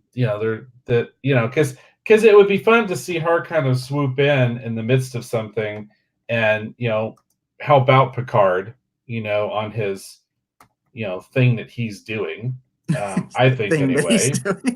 Yeah, you know, the his MacGuffin that he's chasing. Yeah. Which apparently is Maddox, right? Isn't Maddox the MacGuffin, basically? Yeah, I'm assuming that he's after Daj's sister, you know, because of her connection to Data. And then I assume along the way we're going to find out what happened to Maddox, you know. But he specifically said his mission was to find Maddox. He wants to find Maddox because Maddox is the person that he thinks has all the answers. So obviously he wants to protect Dodge's sister. That's part of the mission as well. Because he feels that she's in grave danger since obviously they killed her sister. Right. And he doesn't know what's actually going on. But we kind of do, right? Because we do get to see a scene later where basically the Admiral decides to basically, I'm assuming the Commodore, who appears to be Vulcan but could be Romulan. I assume the Commodore is like the head of Starfleet security, and that's why the Admiral kind of does a courtesy call, which, you know, is kind of like due diligence or whatever. She's like, Picard's an idiot, but, you know, look into this just in case it's something real, right? Even though she's totally dismissing it when she's calling her. She's totally dismissive of it, but she's covering her bases. All right. So apparently she's not completely incompetent. So she does go ahead, and I assume that because she's in yellow, and she refers to her as a Commodore, which Commodore is kind of a weird rank because I don't know if people know this or not, but a Commodore traditionally is kind of thought of as a one-star admiral, but that's not really what a Commodore is. A Commodore, at least in the United States military, was usually a captain who was in charge of other ships. So they'd call him a Commodore because he was actually in charge of the fleet. You know what I mean? Right. So anyway, they're using that in whatever context. I'm assuming she's like supposed to be like a one pip admiral or whatever. And she seems to be the head of Starfleet security. That's what I'm guessing. Possibly Starfleet intelligence, but I'm thinking Starfleet security. Apparently she's corrupt. She's in league with oh wait, we forgot. Did I skip over the super secret Tal Shiar? Was that before? We found out you did, but we've already talked about that. There's the super secret shadowy Tal Shiar. So, but I really want to talk about that because that's the stupidest thing I've ever heard. That is the stupidest thing I've ever heard. So let me set it up real quick. So it turns out they're trying to figure out who it is who would have possibly killed Daj. That's after her and after her sister. And the Romulan caretakers from the Picard comic, they they kind of tell the story of this sort of Romulan boogeyman organization that is the super secret, super shadowy offshoot of the Tal Shiar. And this goes back to Orville Nation's comment because they said that basically the Zot Vash. The super secret Zot Vash goes back to the pre-Vulcan Romulan separation. I did not catch that. That's a good catch by PJ. So it predates the separation. That means that the super secret Tal Shiar go all the way back to Vulcan. They may even go back to before the Tal Shiar. So maybe they were the initial group that the Tal Shiar spun out of, or maybe they created the Tal Shiar to mask their own motivations. But apparently, the car wash, whatever we're going to call them, they are so super secretive, whatever. And one of their aims and goals is that they don't like I assume they don't like the idea of synthetic android people like Data because it's a threat to them, right? Is that kind of what you were pulling from that? Is that because they No, try to give them that motivation? I just think it's something that they thought was important to the plot, that they established some sort of group that doesn't like sense. I don't think they have any notion of why they don't like sense. I don't know. I think it's a mess. I think it's a mess, and it's a dumb idea. So I believe it connects back. I forget the episode, but it's the one where Data outwits the Tashiar Romulan character whose name I can't remember right now. Sela.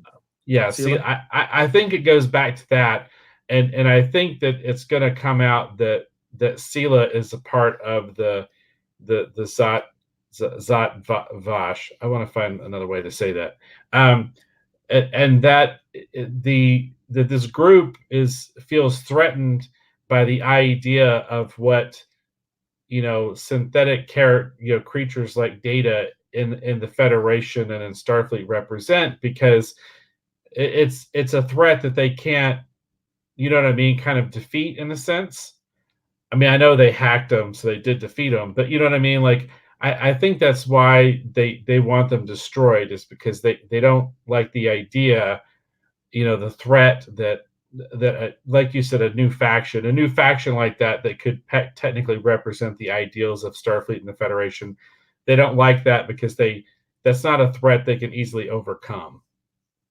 Well, I want to point out that when this whole exchange is happening, the female Romulan caretaker, she specifically says, "Oh, haven't you ever wondered why the Romulans don't have any AI and they don't have any cyberneticists or anything like that?" That's a total, complete contradiction of established lore in Star Trek. There is a specific episode where a Romulan defector actually tells Data right to his face, "I know a lot of cyberneticists that would like to get their hands on you and take you apart back in the Romulan Empire." I mean, it was said in the show directly.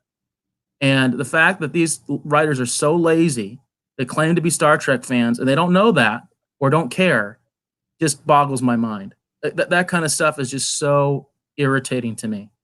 And PJ says, this whole thing, the whole Zosh Vash predates the Vulcan Romulan separation. It opens up a Pandora's box of messing with canon.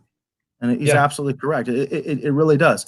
He also mentions it probably means that they're entrenched in Vulcan society too. That's the implication, that the Vulcans are also a part of this, which is possibly why the Commodore is working with them, because she's Vulcan.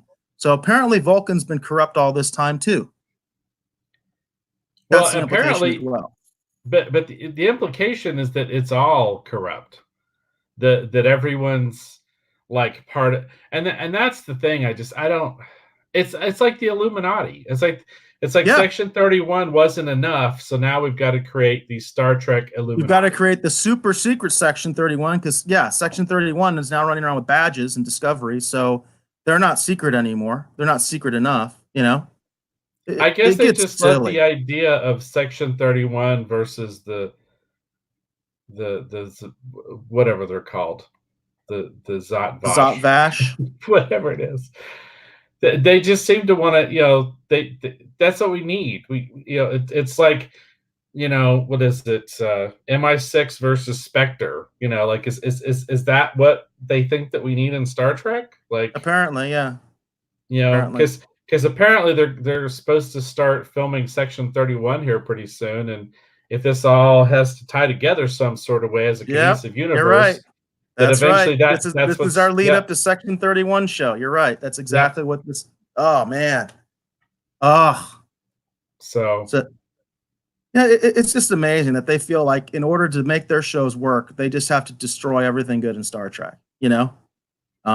because they're so lazy, because they're just so darn lazy and don't want to do their homework, and they don't want to have to write with these quote unquote limitations, and they don't have the courage to do something like an alternate universe. At least JJ was doing that. Yeah. They gotta say nope, it's canon, it's prime or whatever that even means. Orville Nation. That's a little Right. inside joke with him Right. and me. We don't Yeah. need no stinking Section 31 badges. That's right. We don't need no stinking badges. That's right. Yeah. I just think it's a mess. And the implication that basically, because it appears that the Commodore is Vulcan, that they said that that she's working with this the whatever, the super secret Tal Shiar. She's working with them. Her adjutant is a agent of the super secret Tal Shiar, who's masquerading as a human. But the implication is the reason they're working together is because the super secret Tal Shiar goes back before the separation, and therefore the Vulcans are just as corrupt as the Romulans. That's the It's weird implication. because I feel like that we've done some of this storyline before, like the human looking Romulan who's secretly a double agent. Like we did that in Discovery. Like I don't, because they did the same thing. They surgically altered a Klingon to the point that he didn't know what he was anymore. Spoiler alert. Was just, I thought, actually kind of an interesting. Some of what they were doing that I thought was kind of interesting, but I feel like it's like I hope they're not about to rehash something they just did. Like I wouldn't put it past them because I don't think there's a lot of creativity in that writer's room. oh, it's I unfortunate. have no faith in that writer's room at all at this point.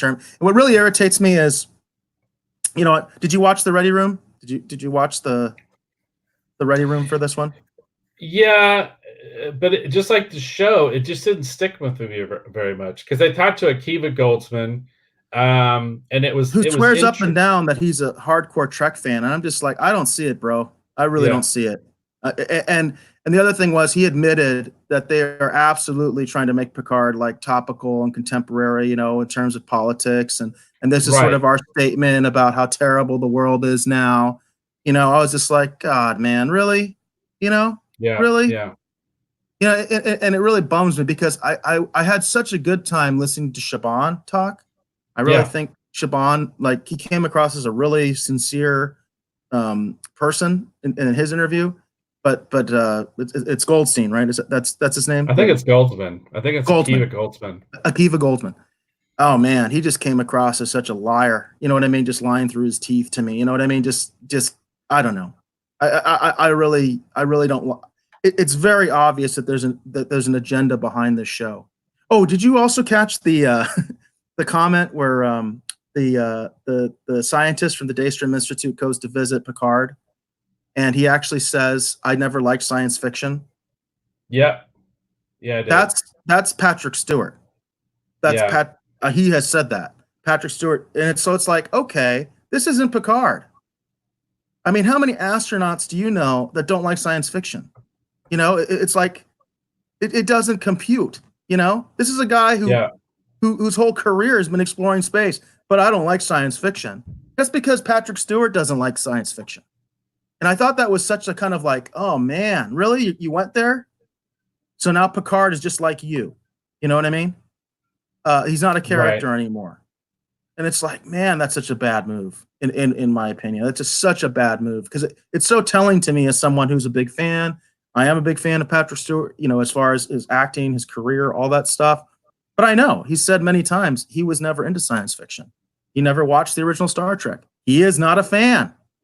And he just said it in the show. I am not a fan of Star Trek. I am not a fan of science fiction. That's not what this show is. That's what that line says to me. This show is not Star Trek. I've never liked Star Trek. I'm doing something different. Yeah. Well, you have to remember. Well, not remember. It's just, it's weird because Akiva Goldsman has written something that I love, because he actually wrote the screenplay for Batman Forever. I was just double checking that to make sure. But then he's also wrote something I totally despise because he also wrote Batman and Robin. So it was. I feel like that whole thing with the patch, because they had like the original, like the old Star Trek convention patch, like it says geek cred. They had to roll the geek cred out. You know what I mean? Yeah. Oh, I got this Um, patch from this, yeah. Yeah. Mhm. And he may have. Um, but yeah, I don't know.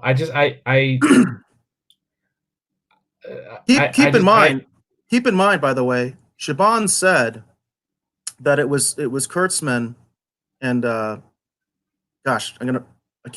okay? That it was Yeah, Kurtzman and Akiva that came up with the first pitch that Patrick Stewart hated. So, excuse me. He said that. The first pitch that they did together, Patrick Stewart hated and he flat out rejected. It was Shaban's second pitch that got him in, and then they discarded it. They threw right. away Shaban's pitch that actually got Stewart to do the role. So Yeah. there's that. Okay. There is Well, that. and I'm sitting here and I'm going through Akiva Goldsman's credits, and it's oh man. I mean, he's got things like A Beautiful Mind, the Will Smith I, Robot movie, which I kind of like. Some good stuff in here. But then, he's also got stuff like, Transformers Last Night, Batman and Robin, that recent Dark Tower movie, Oh, but man. then apparently he wrote the short track that Children of Mars that I kind of liked. And it goes back to this whole thing. I was so excited, and he's one of the producers apparently behind Mindhunter, and I love Mindhunter. That's such a great show. Um, um, I look at this guy's credits. I don't get it. I mean, I don't know. But I know from having worked on projects, um, you're all excited about it, and you get paired with someone who you respect, who's worked on some things that you like, and in the midst of working on it, you realize that they don't know why something is good, or why something clicks with people. You know what I mean? Like that what they like is the surface aspect of it. Because I think everyone involved with this likes the idea of Star Trek being an adventure in space. Um, but a lot of them, well, as they've clearly stated, they don't like having to write within the confines of Gene's vision, No, because they feel because it's like hard. that. Because it's Yeah, hard. It requires yeah, you to really think and figure out, how am I going to tell the story I want to tell within the confines of this already established world. And most Hollywood writers are so lazy, they don't want to do that. That's the bottom line. right, Because anybody who watches normal TV, sitcoms and all that kind of stuff, even drama, there are certain ideas that are constantly recycled all the time, right. constantly. Because these aren't, if they were great writers, they'd be writing novels like Shaban, right? Yeah, That's what great writers do. and I want to prop up Shaban because Unbelievable is really great. It's on Netflix. So and that's a show that he helped co-create. Um and But then there's just some real Russian roulette, stuff happening with some of this other stuff. Um but he's been behind a lot of great things, and he's written some good stuff, but then there's some other stuff in here that's just like, wow. It was weird because I thought that I was looking into his IMDb credits because I was thinking there was something else that he actually had written, and it turns out he did not. Um, and I know some people liked Fringe, and he'd written several episodes of Fringe too. I don't know. I don't know. Well, PJ says, Dave, you're absolutely right. He's got good stuff and bad stuff. It's hard to gauge him.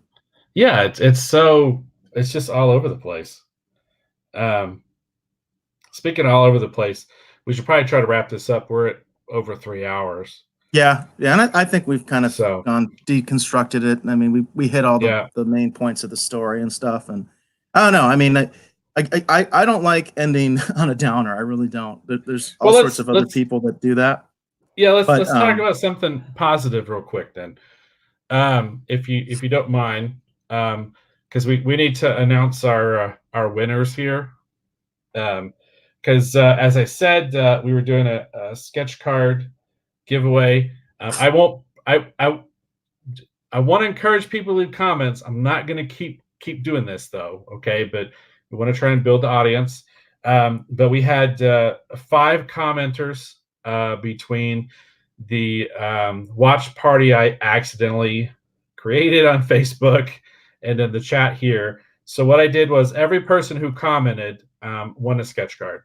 So I'll just put these up real quick. So for Mike Lombard, who was in the chat over on the private watch party, this is actually Phantom Lady. This is an artist proof card. Again, this is original art on the card. This is not a print. This is actually a Phantom Lady. This is actually from Golden Age of Comics. This is an official release card from Bragent. This is actually one of the first sets I worked on. And I've always loved this particular character, the Phantom Lady, who's actually been a part of DC Comics off and on for years. And then for George, I guess it's Gatsis. I've got a Lady Death sketch card here. This is from a Phi Affinity set. Again, this is official artists. I forget what they call these. They have a different term for it, but it's the same idea. It's an artist return. This is of Lady Death. And we'll be contacting you via messages and chats just to get your information so we can get these out to you. And then this will be for our friend over at Orville Nation. This is actually the Golden Age Skyman. This is from Golden Age of Comics. This is an official, sketch card. And again, this is original art on a card. This is not a print. That's from that official set. And then for Bobby Chambers, who kicked it all off here, this was random because I put all these names in there. I shuffled these cards and I pulled them out, so you just didn't see it. But Bobby Chambers, you won the Superman the Legend official sketch card from Cryptozoic. And then for Erica Graves, who's actually a good friend of the show, who's actually commented on several episodes for quite some time. Erica was involved in the accidental screening party thing whenever I started on Facebook by accident. And I've got here, this is the Atom. This is Arrow Season 4 official sketch card by Cryptozoic. It's got the little hollow foil there, so you know it's official. So those are all our winners. So there's a positive thing to end on. I want to encourage one more time, just real quick, please go to my website. Please take part in the survey. We want to hear your comments on the show. Awesome. Very cool. Well, you're welcome, Bobby, and you're welcome to Orville Nation. We're glad that all of you joined us and chatted. We hope that you'll join us again in the future. I enjoy the conversation. Doing these shows is one of my favorite things that I do all week. Eric knows that. I don't know if the people who watch realize that as well, but I'm quite enjoyed doing these and enjoy the interaction with other fans and other creative professionals. It's just a lot of fun. So I want to encourage one more time. I encourage everyone, please go to my website and enter to win this. Again, this is an original inked drawing. This is from my time on Brightest Day. David Finch did the pencils. This is the sample page that I did. The actual cover was inked by Richard Friend, but this is a piece I did as a sample to show editors.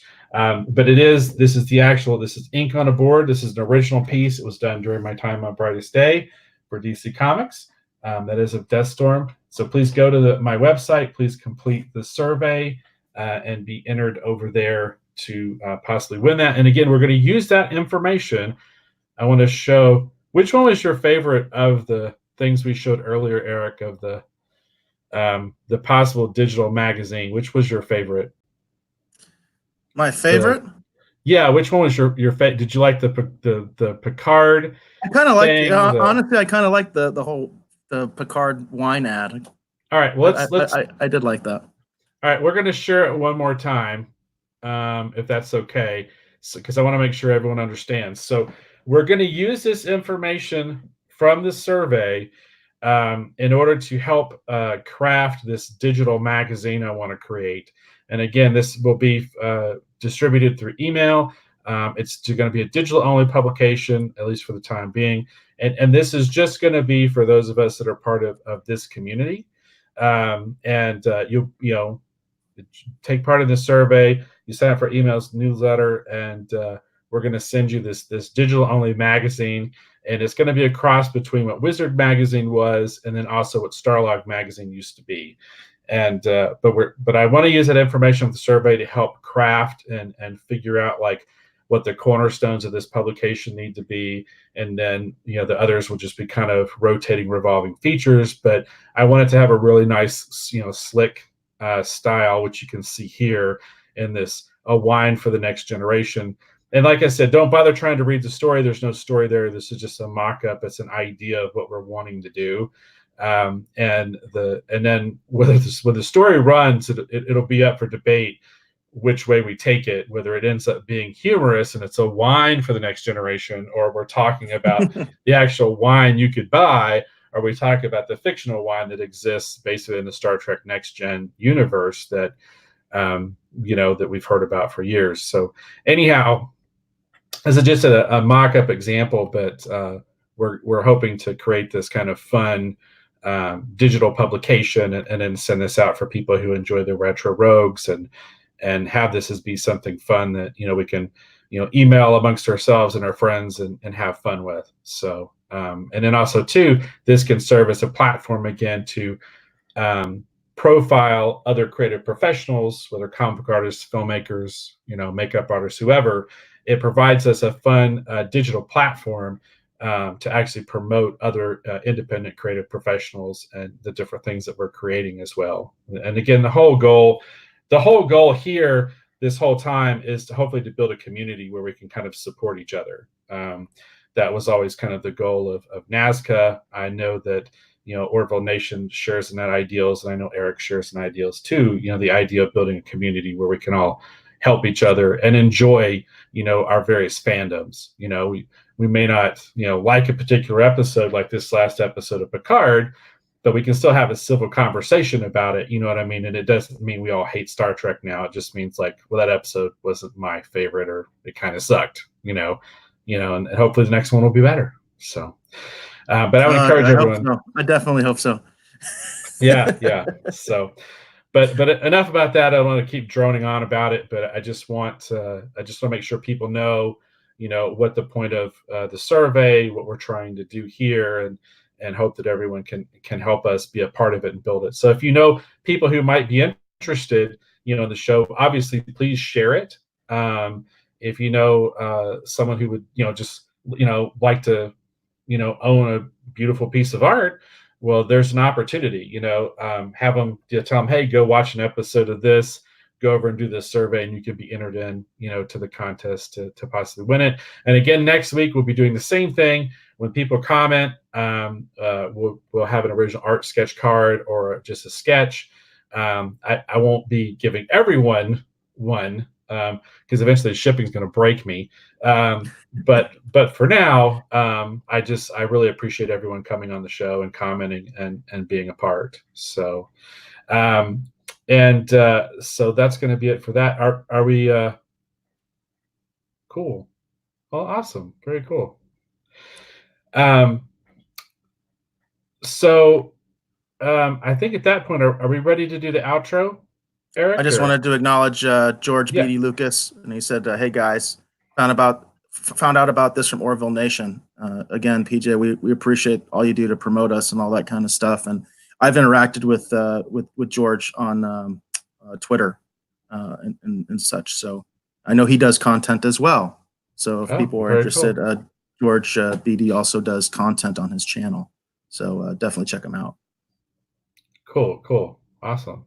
Well, thanks for being a part of the conversation. We're glad to have you here, and hopefully you'll definitely join us next week. We'll obviously be talking about the next episode of Picard, and then the second topic, Eric and I'll have to discuss and figure out what that is.